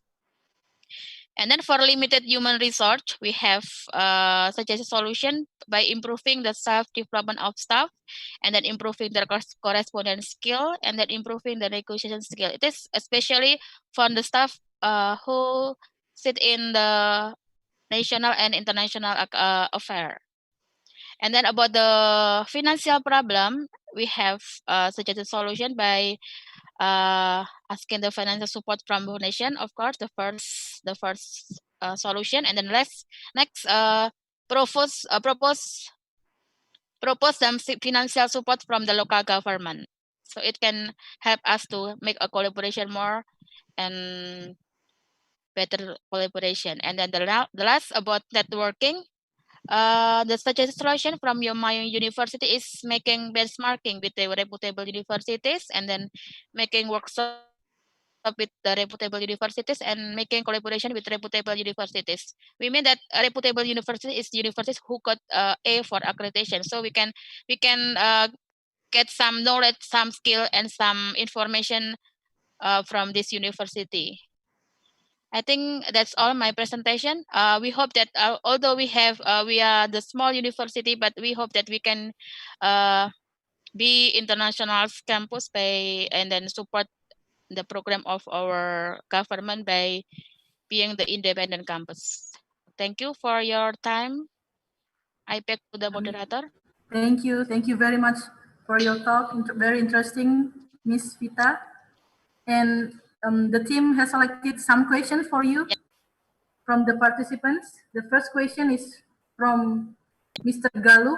It's from Kadiri University. Yeah. He asked how to make collaboration with multilateral organization, like, for example, like Gates Foundation, can really happen. Yeah. Okay. Perhaps yeah, we haven't tried, but actually, it is a must for us. That's what I say. As a small university, we need to collaborate with other university which has a high with reputable university. So perhaps we will try to follow the trick and the tips how to make a collaboration with the big company.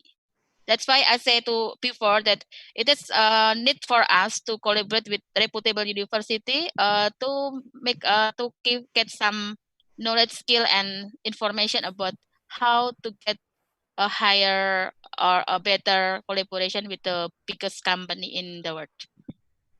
Okay. Enough? Okay. Yeah. Yeah. Thank you, Ms. Vita. And then the second question is from Mr. M. Jamhari Yeah. from the State University of Medan. The question is, under the new policy, the definition of semester credit, which was previously synonym only with in-class learning, has now broadened into other activities such as internship, student exchange, entrepreneurial projects, research project, and others. So the question is how to implement those activities in the midst of coronavirus outbreak. Oh yeah.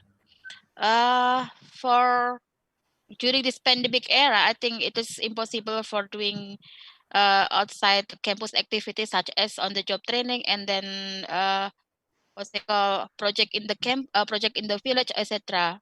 So we hope that after the ending of this pandemic, yeah, we can do this program. We hope that the world will back to normal and then we can do the activity like usual. So the activity outside the campus can be done well. Yeah. So right now we focus on the activity that we can do online. Right? Yeah, online and online. Okay. Okay. The third question, the last question is from Mr. Murah Wijaya. So the question is, what is the purpose of independent campus and in what part Kadiri University can participate in the program? Oh yeah. What is can you repeat this question? Repeat What the is question. what is the purpose of independent campus and Oh in yeah. what part Kadiri University can participate in the Okay, the program? purpose of independent campus, I think, give the independent to study. Yeah, so we have give the chance more to the student and to the student, especially to get the knowledge more, not only for in the campus but outside the campus. And then the Kadiri University do for independent campus, I think, yeah, just prepare. The first one we must get the accreditation A or B first, and then we can open the new study program. That's why we make some collaboration and hopefully next collaboration with the SPETch, yeah, from Mr. Rahul, that we can join this agency so we can get international accreditation and absolutely we get the A directly, I think. Yeah. And also from the UITM also already proposed we can make a collaboration. Yeah, we have collaboration with UITM. UITM. UITM, okay. Okay, thank you very much, Ms. Vita. Anytime, thanks. Yeah. And then we are moving to our last but not least speaker, Mr. Rahul Bandari from SPECS, United Kingdom, and Jindal Global University, India. I haven't. Hi, Nina. Could you make me the host? Could you make me the host, Nina, please? Yeah, of course. Okay. Am I the host? Hello. Hello, good afternoon, sir. Yeah, it's very nice to see you. How are you doing? I'm good. I should say thank you to you because as being a moderator, I know it's very hard and boring. Since starting till end, you have to speak. So it's a great job, and I'm watching you that you are doing with a lot of enthusiasm, and I'm really happy to see that. Thank you. So without wasting your time, if you can make me the host, I'll make the things quick for all of them. Okay, wait. Our team is. Because I need to share my presentation, right? Yes. So for that, I should have a host facility. Am I the host? Not yet. Our team is still working on it. Okay. Could you see my screen? Okay. Can you see my screen, right? Yes, yes, yes. I can see. Okay. Okay, you can start. You have 15 minutes, around 15 minutes. I'll try to make now. it in 5 minutes. I know all people are home. So a very good morning to all of you. A very good morning to my fellow speaker from Malaysia, from Thailand, and from Indonesia. It's been an honor to be a part of this lovely conversation. And I'm not sure what I have left because all my excellent speakers have covered all the points which I want to say. But yeah, I'll try my level best to give some input in this topic. First of all, I would like to thank Miss Pamadia Vita, if I'm pronouncing her name right, for inviting me on this conference. And I'm sure that I'm able to give some valuable input. With your permission, I would like to give a short intro about myself so that my participants should know who I am. That's what I looked when I was before COVID, but unfortunately after COVID, I look like this. So my name is Rahul. I'm a director in Office of International Relation and Outreach, SPECS, United Kingdom. SPECS is basically a consultancy in UK, which helps universities to achieve the international accreditation, which is of course approved by DICTY and all over the world. I'm also parallelly holding a position, Deputy Director in International Relation in OP Jindal Global University, India. It is one of the top universities in India for the law and business program. So far, I am able to have a 15 years of working experience in different parts of the world, which includes all ASEAN countries, South Asian countries, US, UK, Europe, and all. Like you all people, I have a complete world exposure in terms of internationalization.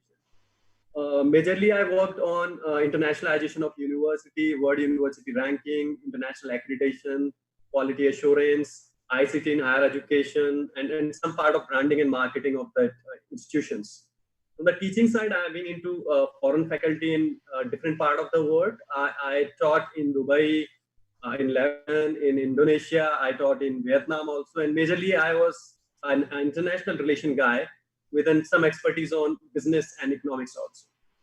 I have been into, I have trained and given a workshop on different platforms, especially topic like public speaking, internationalization, conflict management. So that's a short intro about myself.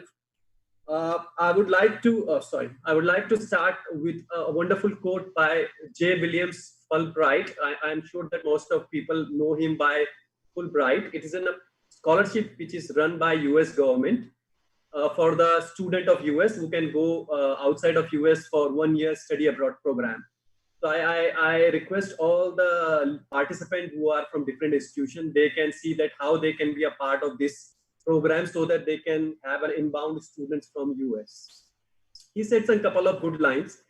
He said that if you want to being a very good international relationship between different part of the countries, you should better to do an educational exchange because it helps to gain a more attachment between both the countries. So today's topic is international collaboration for support independent campus. I will try to be quick and focus on that. Internationalization is something which is not new in the world. I mean, I just want to highlight a few things like I'm sure that most of you people have heard about Oxford, Cambridge are the oldest university in the world and they are known for quality. But just give you an overview that the oldest university who started the internationalization was Takshila from India. I think it's in 700 BC and the Oxford was started in 1100 BC. So 400 BC before Oxford, there is a Takshila University in India who have started the internationalization at home process, where the student from Egypt and other part of the world used to come, travel by camel or by walk and take a study in India.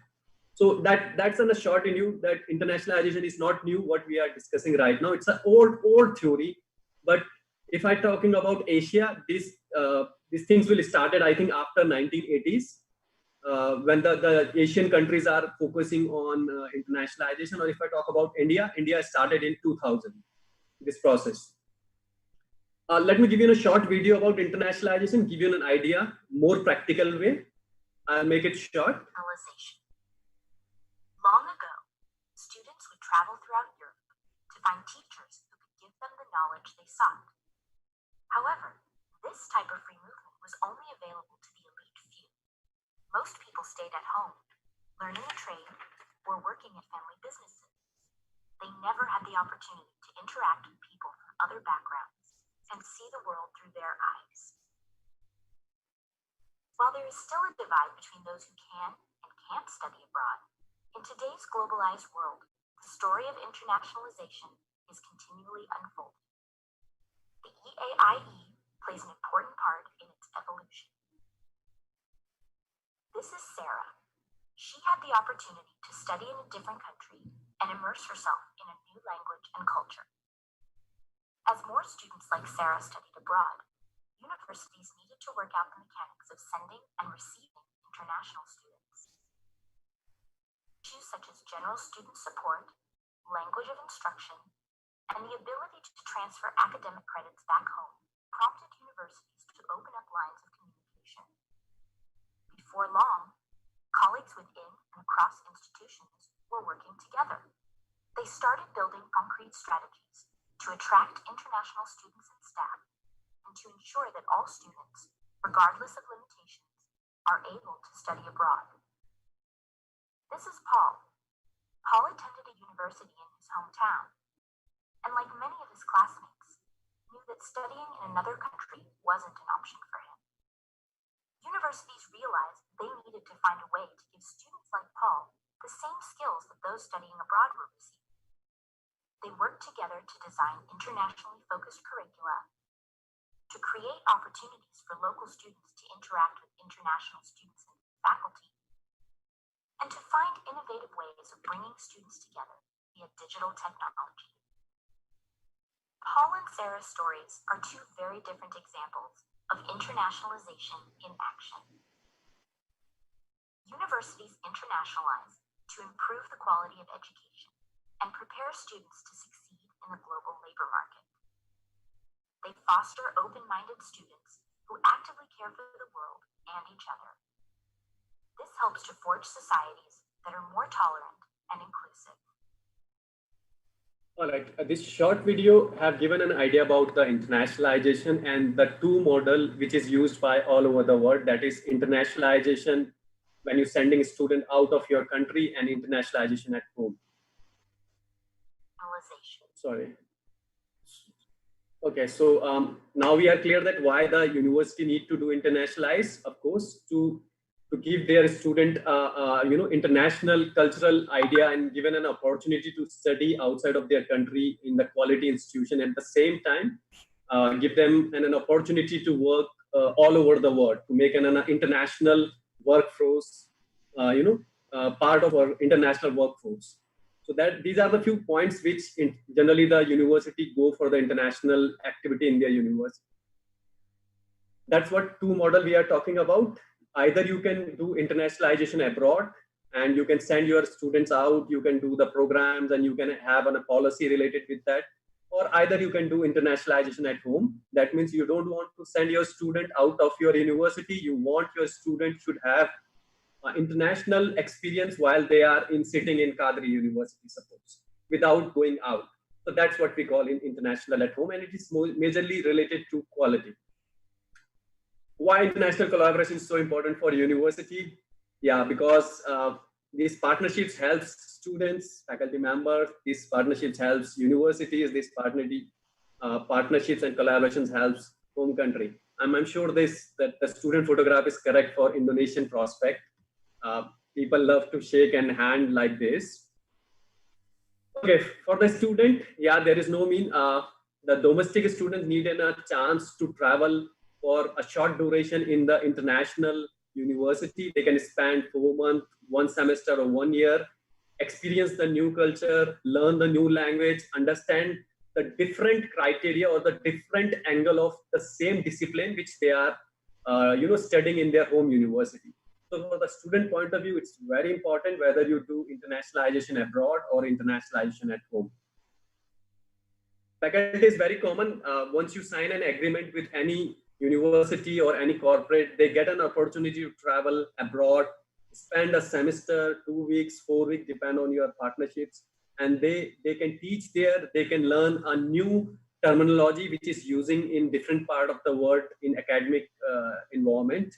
They can opt the best technology and best teaching methodology from top institution and deliver the same thing while they teach in their home university. And similarly for the staff.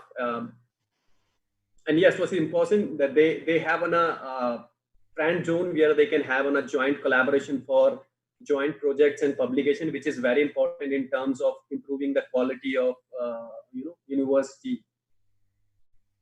Country, everyone knows that it is very important from the country. First, when we do the cultural or student exchange, we transfer the culture of the countries. Like I still remember in 2017, the first time my university said to me to go to Indonesia. And I said, why? Why you are sending me Indonesia? I don't want to go because I want to go US to attend one conference. They pushed me to go Indonesia and I was very upset. I said, who will go Indonesia? I went there and fortunately I went to Purwokarto. It's a small place, but a beautiful place. I attended the conference and I mean, I spent 3 days, in a couple of days in Jakarta.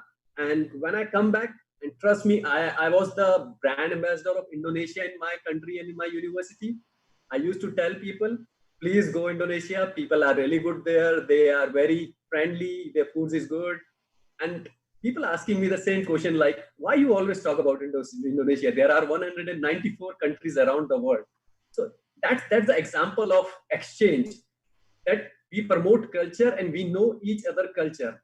Second time, when we do this exchange, it is in a revenue generation for the country. When the international people like me travel to Indonesia, I bring US currency or Indian currency, I took hotel, I took taxi, I eat food, I spend that currency, and that is a revenue for your country, which helps them to increase their economy. For your kind information, all developed countries, education is being in a biggest economy part of their things. Like if you see top 5 countries like US, Australia, UK, or Germany, you will find, or China, of course, you will find that the biggest part of their economy is coming from the international people or international student comes to their country. That's why all developed countries are worried because of this COVID, because no international students are coming, their economy is going down. Third, of course, once we have a student and a people exchange, we see that the relationship between the countries is going to be good. So higher education is one of the international relationship policy which country use to improve the relationship between the countries. So these are the important factors for the country point of view. Okay, as being in a new or an individual university, I suggest that you should opt any of these type of collaboration with any of the international partners. It depends on what kind of interest you have. You can choose anyone and start with only one. Don't start with all 10 or 5 kind of partnerships. Start with one, maybe student exchange, maybe faculty exchange, maybe dual degree, whatever you like, or maybe joint publication. But only one at a time if you are looking for result. What are the challenges for the universities? First, the image of your country. I mean, I have been into Syria a couple of times. You all know that Syria is suffering with war and so many things. So their image is like this, that there is always a war is going on. If you go there, people will kill you. So nobody wants to sign an agreement with Syrian universities because they are afraid. Trust me, when I reached there, there is nothing like this. There are wonderful universities they have. So when you approach to the international university for partnership, they will first check the image of your country, whether the country is good, whether their political situation is stable or not. These are very important. Second, if I'm signing, as being an Indian, I'm so sorry, if I sign an agreement with any country which is our enemy, right? So I cannot do that. So that's another example that the relationship between the country is a biggest problem when you are going to apply for partnerships with different countries. The third one, the quality of education you have in your university, the international accreditation you have in your university, and the ranking of your university in the country. Like Kadri University, if I want to sign an agreement with Kadri University, I will check, okay, what kind of programs they have. Are they quality programs? Do they have international accreditation? If I say yes, they have AMBA, AACSB, and these accreditation, I don't have any query then on quality. Then I'll check the national level, like Dikti is giving ABC. So I will check the ranking of the university.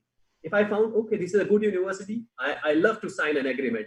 But if I find the university is not having any international accreditation, no quality, no national ranking, I may be not going to sign it because I feel that, okay, it's not a good university where I should sign. So keep this point in mind. Third, how much budget your university is having to have an international activity. Do you have infrastructure and resources? Like you have an international office, you have a proper team, international team. Do you have fund to give a scholarship for the students or like organizing this kind of activity of seminars and all? Do you have any program which is in foreign language? If I say foreign language, that doesn't mean only in English. Maybe in Malaysian language, maybe in Hindi language, maybe in Thailand language. That's so that the people from this country can come to your place and study. Third, I mean, for me, which is very important, the credit mapping, the grading system, and the equivalency of the degree. So are you using Bologna process or are you using the old process of credit mapping? What are the grading methodology you are using?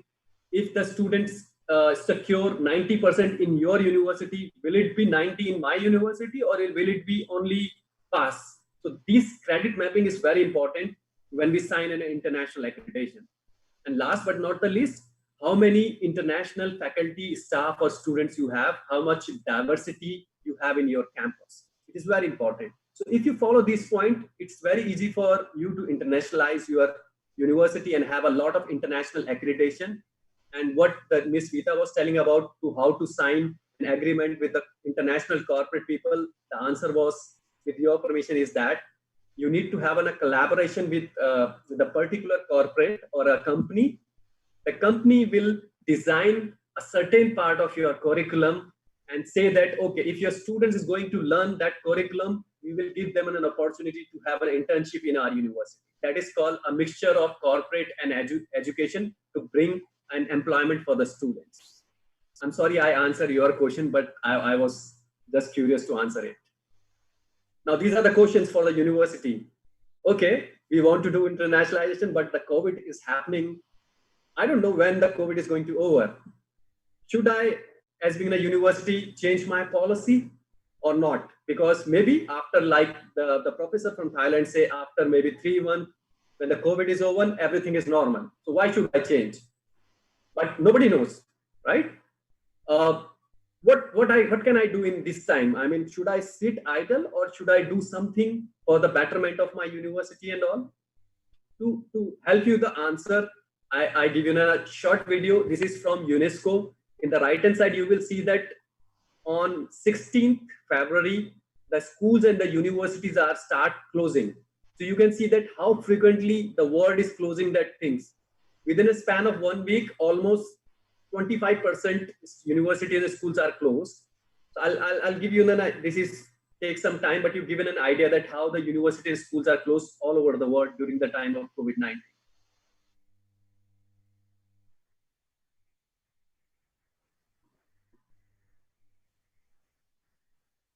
I'll make it quick because I know people get bored. So in short, the first question, which was, sorry, what was the first question? When the COVID-19 crisis ends, university will return in normal. When we see this status, it's my opinion, it can be wrong, but the university will not be the same. The university will change their strategy. The university need to change their learning outcome. The university need to change their approach towards the student. It is very important. This is what world is saying. I have just highlighted some of them. In the global, they said that the higher education, the damage which higher education face is not going to be repaired because of this COVID-19. Lot of like Japan universities are saying that they are fear that there is no international students coming to their country. They will face a lot of loss. there is a problem of racism. See, in US, people are hitting any Asian student. They feel that these are the people who bring that virus to their country. So there is racial inequality in developed countries. It's not what I am saying. It is the report which is saying that 50% drop in Australia foreign students. Government cuts university fund. So how could you say that the university strategy will not change? University strategy will 101% change, because see what world is happening. So please, when you make the strategy for your university, keep this point in your mind. It will help you to make an effective policy for, like UITM say that the education 5.0. While they are developing this, they should keep these things in mind. And I'm sure that they are doing this. They have a capable of team. And I'm not sure, I'm sure that UITM is one of my favorite partner in Malaysia, if I'm correct. Okay, as I say, COVID-19 is a big threat for developed countries, not for developing countries. You can see that the Moody's, it is one of the top agency who given a report on economy and the finance of a countries. The top 5 countries like US, Canada, UK, Australia, Singapore, Mexico are facing a huge loss of revenue because of this international student outbreak. Developing, I mean, the developed country, I'm talking about these 5 countries, they are getting 40% of international students from India and China only. And you know that there is some disputes are happening in India and China also. So students are not traveling. So that means the 40% cut of international students who are going to this country, they are facing a lot of money and economy loss. Their country GDP is going on minus just because of that. That's what I say that. Look at an example. The higher education of Australia pays US dollar 14.5 billion. I mean, it's a big amount. In that, I think Indonesia can have a complete internationalization in their country. For developing country, I feel like that this is an opportunity. Why? Because the student who's 40% student who's supposed to travel from India to these countries, they are not traveling. I have a chance to hold them in my university and tell them to complete their master and PhD program, and tell them that yes, they can get the quality education while they are studying here. And how I could do that? I will say that, okay, whatever the international experience you are getting in these countries, I will give you the same experience while you are studying in my university. So it's a great opportunity for me to get more revenue, right? Second, this COVID-19 gives an eye-opening for us to understand what are our problems. Whether my faculty is not ready for e-learning platforms. My staff is not having proper infrastructure to deliver online programs. My university is not having proper fund to have and hold of this kind of pandemic. My students are not good with technology. My students are poor. They cannot afford technology 24/7, right? So this is an opportunity for us to evaluate our performance. Third, I mean, there are a lot of things like this, but these are the more things. And this given an idea that we should also focus on certain things which we call it internationalization at home rather than focus on internationalization at abroad. Forget about sending your students to US, UK, and any country. Think how you can give your students an international experience while they are studying in your university. That's how I say that. I mean, internationalization at home is the best practice which you can do. These are the certain examples. I mean, all people know that what does it mean. You can change your curriculum. You can train your faculty members. You can start virtual mobility. I mean, you can, and there is a number of opportunity. I mean, you can change the learning outcome. You can have a buddy program for your students. You can make student-related projects. You can make. I mean, there is a number of opportunity, but this is a good time when you can internationalize your university at home. That's a short story. Okay. I'm sorry if I'm taking too much time, but it's important. Yeah. Now the higher education is divided into pre-COVID higher education and post-COVID higher education. Similarly, there is pre-COVID internationalization and there is a post-COVID internationalization. What we are discussing most about post-COVID internationalization, that once the COVID is over, what we will do. These are the old techniques, what we do before COVID. Have a student exchange, dual degree opportunity, 2+2, 3+1, 4+1, 1+1. joint degree, study abroad, short-term teaching opportunities. Now, after post-COVID, the student exchange collaboration should change into virtual mobility. There is nobody will travel from outside of the country. The exchange will be happening in virtual mode. I prefer the dual degree. I mean, you all know the dual degree option. That is more into like one is a regular degree and second is can be in a distance learning. I focused more, and I want you to have a thought on that. Focus on joint degree collaboration. That is the best opportunity which we can do it right now. Joint degree collaboration, first, it gives the student an opportunity to have a same kind of standard of teaching while they are sitting in their university. Like my university is having, I think, 35 joint degree programs. So while my students are studying business program with me, at the same time, he's getting the same input what the students are studying in US, UK, or maybe in Oxford also. So we have a partner, Somerville is one of our partner in Oxford, but that is for summer school and winter school only. Good time to have an online program in your curriculum basket. Why? Because it will help you to have more inbound students.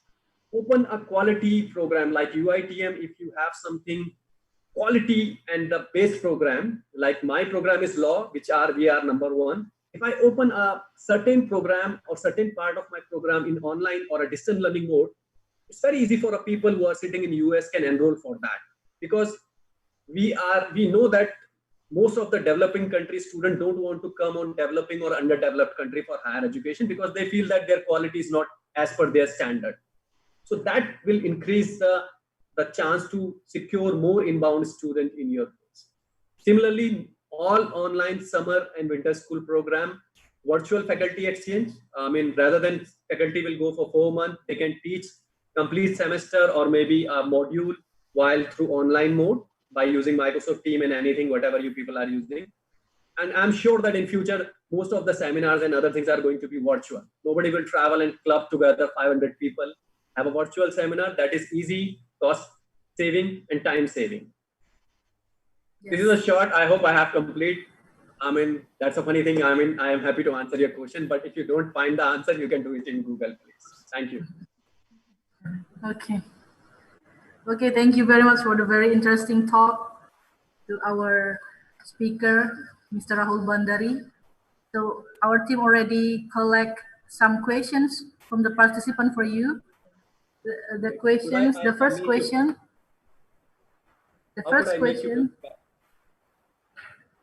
Pardon? How could I make you the host back? You can take the host from me back. Yeah, it's okay.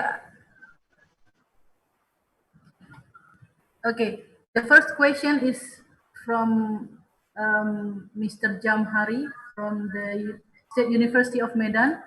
The question is, how can we minimize the equity impact that emergency changes might have on different groups of students and faculty? I'm sorry, I don't get the question. How can we minimize the equity impact?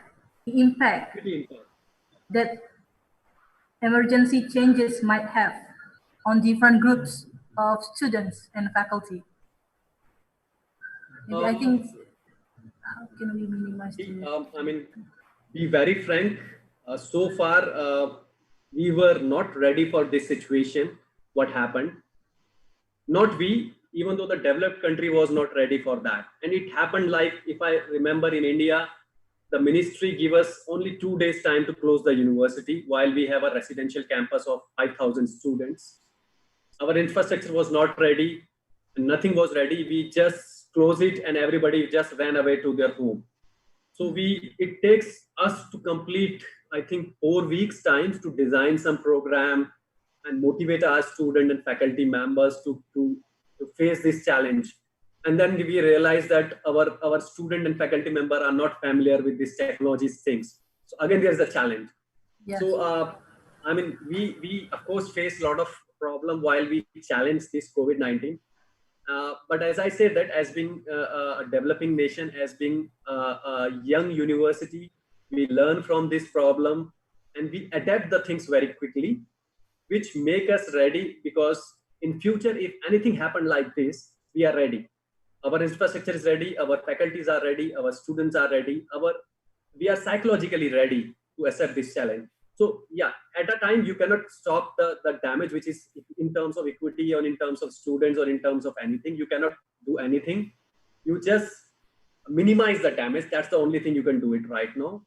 But if I'm assuming that in coming 2 or 3 months, if the situation is over, don't forget what we learned in this time. Don't go 100% in the same way what you are doing earlier. Please keep this lesson in mind and evaluate your things slowly and gradually. The change cannot be happened in one night, but adopt the things like slowly. I mean, one of the example, like you can do it, you make mandatory that every faculty has to add 20% online mode in their teaching. Whether the student can come in campus, but the teaching 20% should be in online, so the student can be familiar, the faculty member can be familiar, and there is a important things where the higher education, the ministry need to follow. The ministry need to apply and approve the online mode, which earlier I think in Indonesia it was not approved, but now the ministry have approved the online mode also. So a lot of things where ministry and higher education have to club their hand together and see that how they can give the student a better future. If for a God's sake it not happen, but if anything happened in the future, I mean, keep these lessons in mind and go with that. Yes. Okay. Thank you. So the second question is from Puspita, who's from Samarinda, from Kalimantan. What is the biggest impact of independent campus policy for higher education students related to the freedom of learning? Freedom of learning. I mean, this COVID-19, if I understood the question correct, if this COVID-19 bring the biggest challenge for, I'm talking about independent campus, is that the budget issues. Yeah. I mean, our complete strategies depend on money. Yeah. And the money comes from students, right? Yes. We don't have any extra source like state university where we get a fund from ministry. So especially like my university, it's a private university. When these things happened, student said that, okay, because we are not coming in campus, why should we pay complete fees? We are not coming in campus, why should I pay for hostel and for food, for transportation? Please give our money back because my father is losing job, my family condition is not, And some people are saying we cannot pay fees for coming 3 months because my father lost job, I don't have money. I cannot say like this, okay, if you don't have money, please, we are throwing you out because we are human, right? Yeah. So independent campus budget and the revenue is the biggest challenge in this COVID-19. Our complete strategy was stuck when we see that how much money I have and how much I have to invest. Fortunately enough, the independent campus like Jindal have a very strong back support from industry.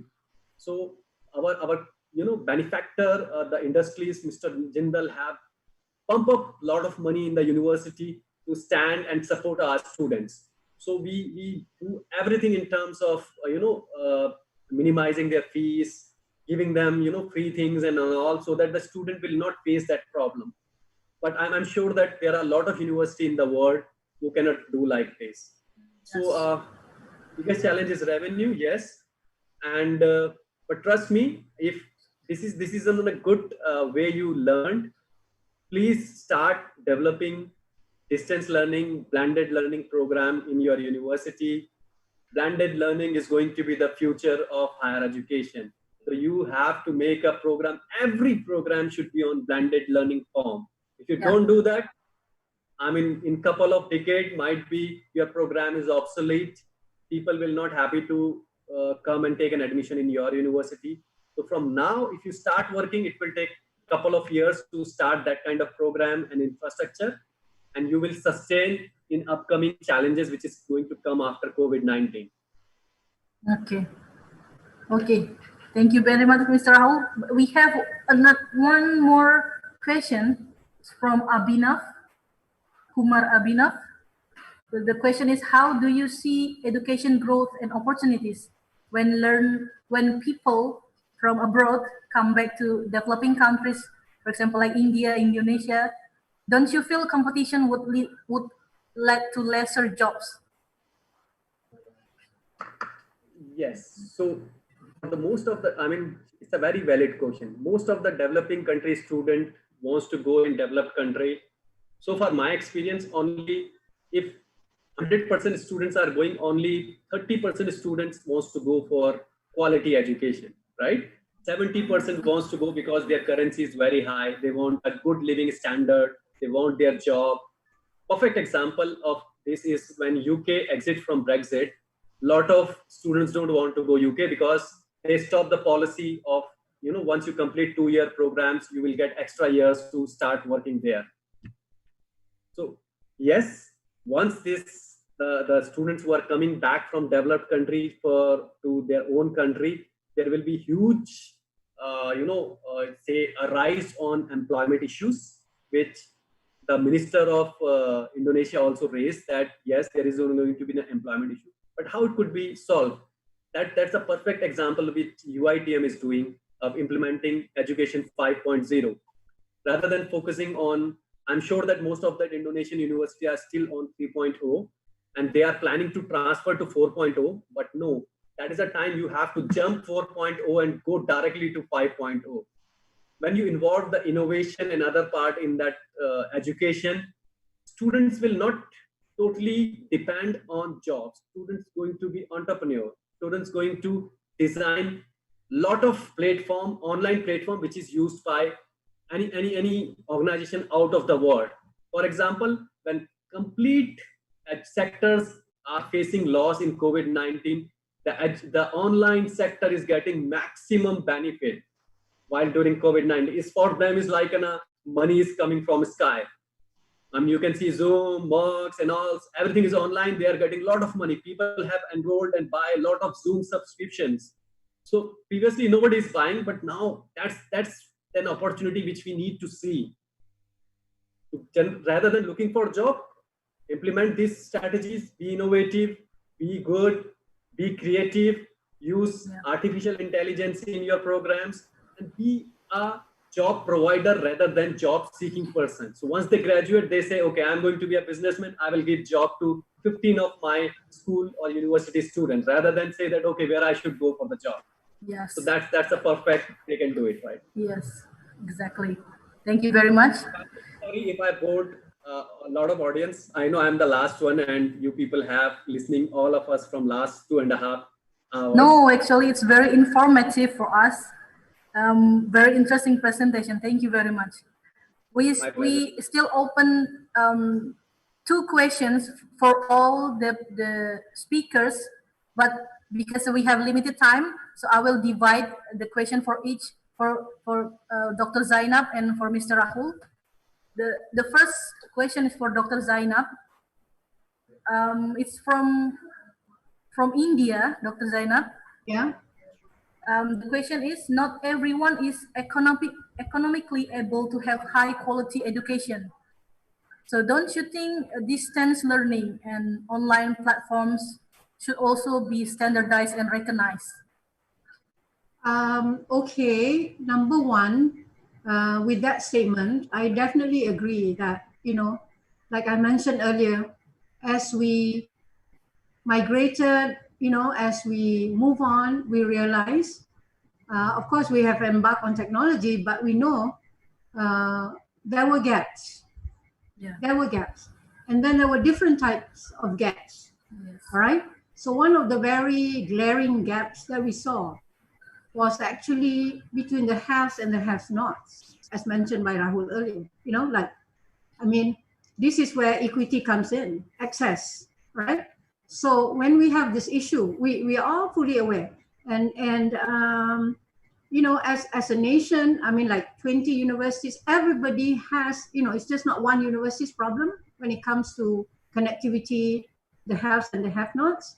So how do we go about then supporting? So, all right, then it was like free subscription, and then like a video that went viral when the student had to climb a tree, to take exam, like a tree house, Yeah. and then the next day or the next minute, with all that attention, the whole village got its connectivity, and you're like, okay, so that can be done. So I think, so this is really a what we call a moment to reflect on, looking at the gaps. So if you want to migrate to technology, yes, we are migrating, but slowly but surely, so that some universities said, we're not going to move because that they're highly principled, saying that we want every student, like no one left behind. So there were universities that say, okay, we're not going to migrate right away, but we are going to start not in April, but maybe later, because we need about 2 months. We need to do the surveys. We need to ask the students, where in Malaysia or remote island in Malaysia, where are you in the jungle, in the forest, all that, so that's been surveyed and you get all that information. So I think you can never bring it to suddenly, a balance between the haves and the have-nots. But at least now that gives us, like Rahul was mentioning, it's giving us something to really look at and say, hey, we have an area to improve here. And we know that, in its reality, it's no more, so the statistics is very real now. So like, you must do something about it. And that's why some of them are saying, they have to be physically, those who can't afford, those who are below, what we call below 40 in Malaysia, right? Below 40 is because of the income level. So we call them the B40. So when it's the bottom 40, when you look at them and right? So this is where now I think the opportunity for, they're getting more and more attention to this issue. Instead of before, like everyone knows the issue and kept quiet about it and like, sweep it under the carpet and say, okay, fine. But then when it comes to that it is real today, we must make sure no one is left behind. And that's the philosophy. All right? Yes. That's very important. No one is left behind. Thank you very much. You're welcome. Yeah, Dr. Zainab. And then the last question is for Mr. Rahul. So the question, maybe this is it's also the conclusion of our seminar today. So the question is, what are the indicators, the top indicators of successful internalization in developing countries? In present scenario, I already said that the world is changing into digital world. For the developing countries, this is a great opportunity to compete with the developed country, because now the physical mobility is going to be zero. Everything is going to be online. So if you have an expertise in your university, especially with some kind of programs in some type of, you maybe have a wonderful center who can do a lot of new things in your center. Any special things you have in your campus, given an opportunity to invite an online students from around the world. So you should, the best strategy is to, of course, to internationalize your university at home. The first thing which you can do it, if you don't have, at least incorporate a foreign languages in your university. Start having a faculty member or staff who can speak multiple languages. They are going to be your face of communication to the world. Second, the expert level of your university who can design a customized online programs or a distance learning programs, in keeping the mind of specific country. So if you want to have a collaboration with Malaysian university or Thailand university, you should have a customized program focused only on the requirement of Malaysian student or a Thailand students. And then you can approach to suppose UITM and say that I want to be your partner. And we are having this kind of program which is specially designed for Malaysian student. I'm sure that because the mobility is not happening, a lot of students who are sitting in Malaysia, they go for that online program and have an experience of Indonesian culture or Indonesian quality education. So this is what all developed countries are doing. If you see King's College University, Oxford, Cornell, Cambridge, they are changing their curriculum. They are involving the online content, and they are saying to the developing people, don't come to US and UK. You can attend this program by online. You don't need to pay a lot of fees. We will make the fees 50% half, and you get the certification and degree from our university. So that's what we need to learn. Yeah. Developed countries are already working on that. If the developing countries are going to do the same, they're going to be together at the same point. If we don't do that, maybe after 5 years, we are following them and they are going to again far ahead from developing countries. So that's COVID-19, as I say, that bring lot of opportunities for developing countries if we can use this opportunity on right way or a right time. So thus the indicator is yes, internationalization at home, focus on foreign education program, customized program, and the distance learning program. And please be sure that the program is approved by Ministry of Higher Education from both the countries. So if you are doing something for India, make sure that Indian government or UGC has approved that program, that kind of mode. And if you are doing with Malaysia, I'm sure that Malaysian government have approved that process which you are delivering. If you do that, trust me, I mean, it's an amazing world. You're going to face it in coming couple of decades. Thank you. Okay, thank you very much. So, ladies and gentlemen, we finally come to the end part of this seminar. Before I close the seminar, I would like to take the conclusion from what the speakers have presented, that the world is changing into digital world. Everything is going online. So this is actually the good opportunities for developing countries to establish the internalization at home, right? Okay. So we would like to thank so much to all of our honorable speakers for informative and interesting presentation, and to all of our participants for your active participation. We apologize for all shortcomings. Maybe we miss many opportunities to read each of your questions to our speaker, but hopefully we have another chance to facilitate your questions, I hope. So please give applause for the speakers and for you all. Thank you very much. Committee and all of our team for the international seminar today, apologize for shortcomings and mistakes in today's seminar. Hopefully the seminar will be beneficial for everybody. Amin. Hope to see you again in another seminar held by Kadiri University. Have a good day. Wassalamualaikum warahmatullahi wabarakatuh. Thank you, Nina, and thank you, Kadiri. Thank you. Thank you, Dr. Zainab. And everybody else. Yes, thank you very much. Bye-bye.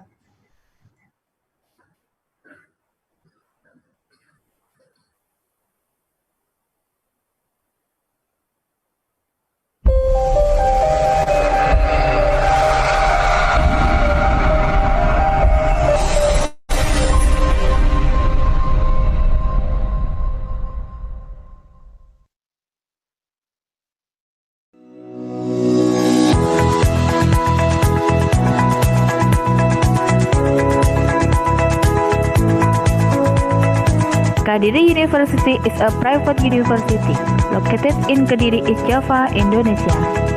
It is located in the west of Kediri, near with Selamanglang Cave and Airlangga Museum. The location is also near with Maskumambang Hills, make the Kadiri University be a comfortable place for studying and learning.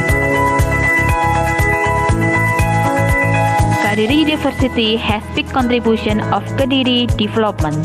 It's said by Sudanjo Supriyadi Wali Songo Kediri Foundation since 1980. Kadiri University has passed many bachelor to fulfill the society needs in Kediri especially and in Indonesia commonly. The graduates of Kadiri University have gotten a job in many cities and countries all over the world. Creating the combatant, superior, characterless to be able to combat internationally in 2026 is the vision of Kadiri University. It is also supported by all faculties in Kadiri University.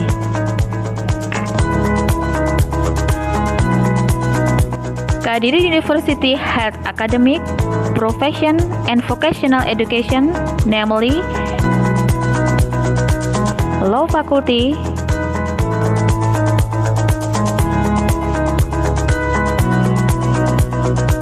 Social and Politics Faculty, Agriculture Faculty,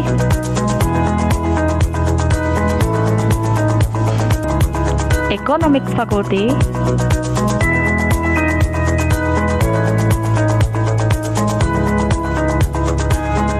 Engineering Faculty,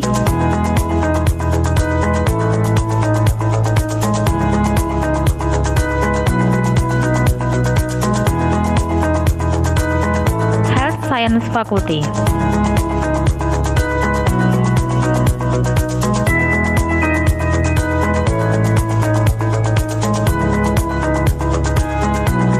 Using student-centered learning, Kadiri University is supported by the good quality of lecturer to get a good cognitive, effective, and psychomotoric graduation to be able to compete in globalization era. Kadiri University has academic and non-academic facilities such as library, computer center, language center, ASEAN Studies Center, sports stadium, infestation gallery, mini hospital, and job placement center to make the student easier to get the job.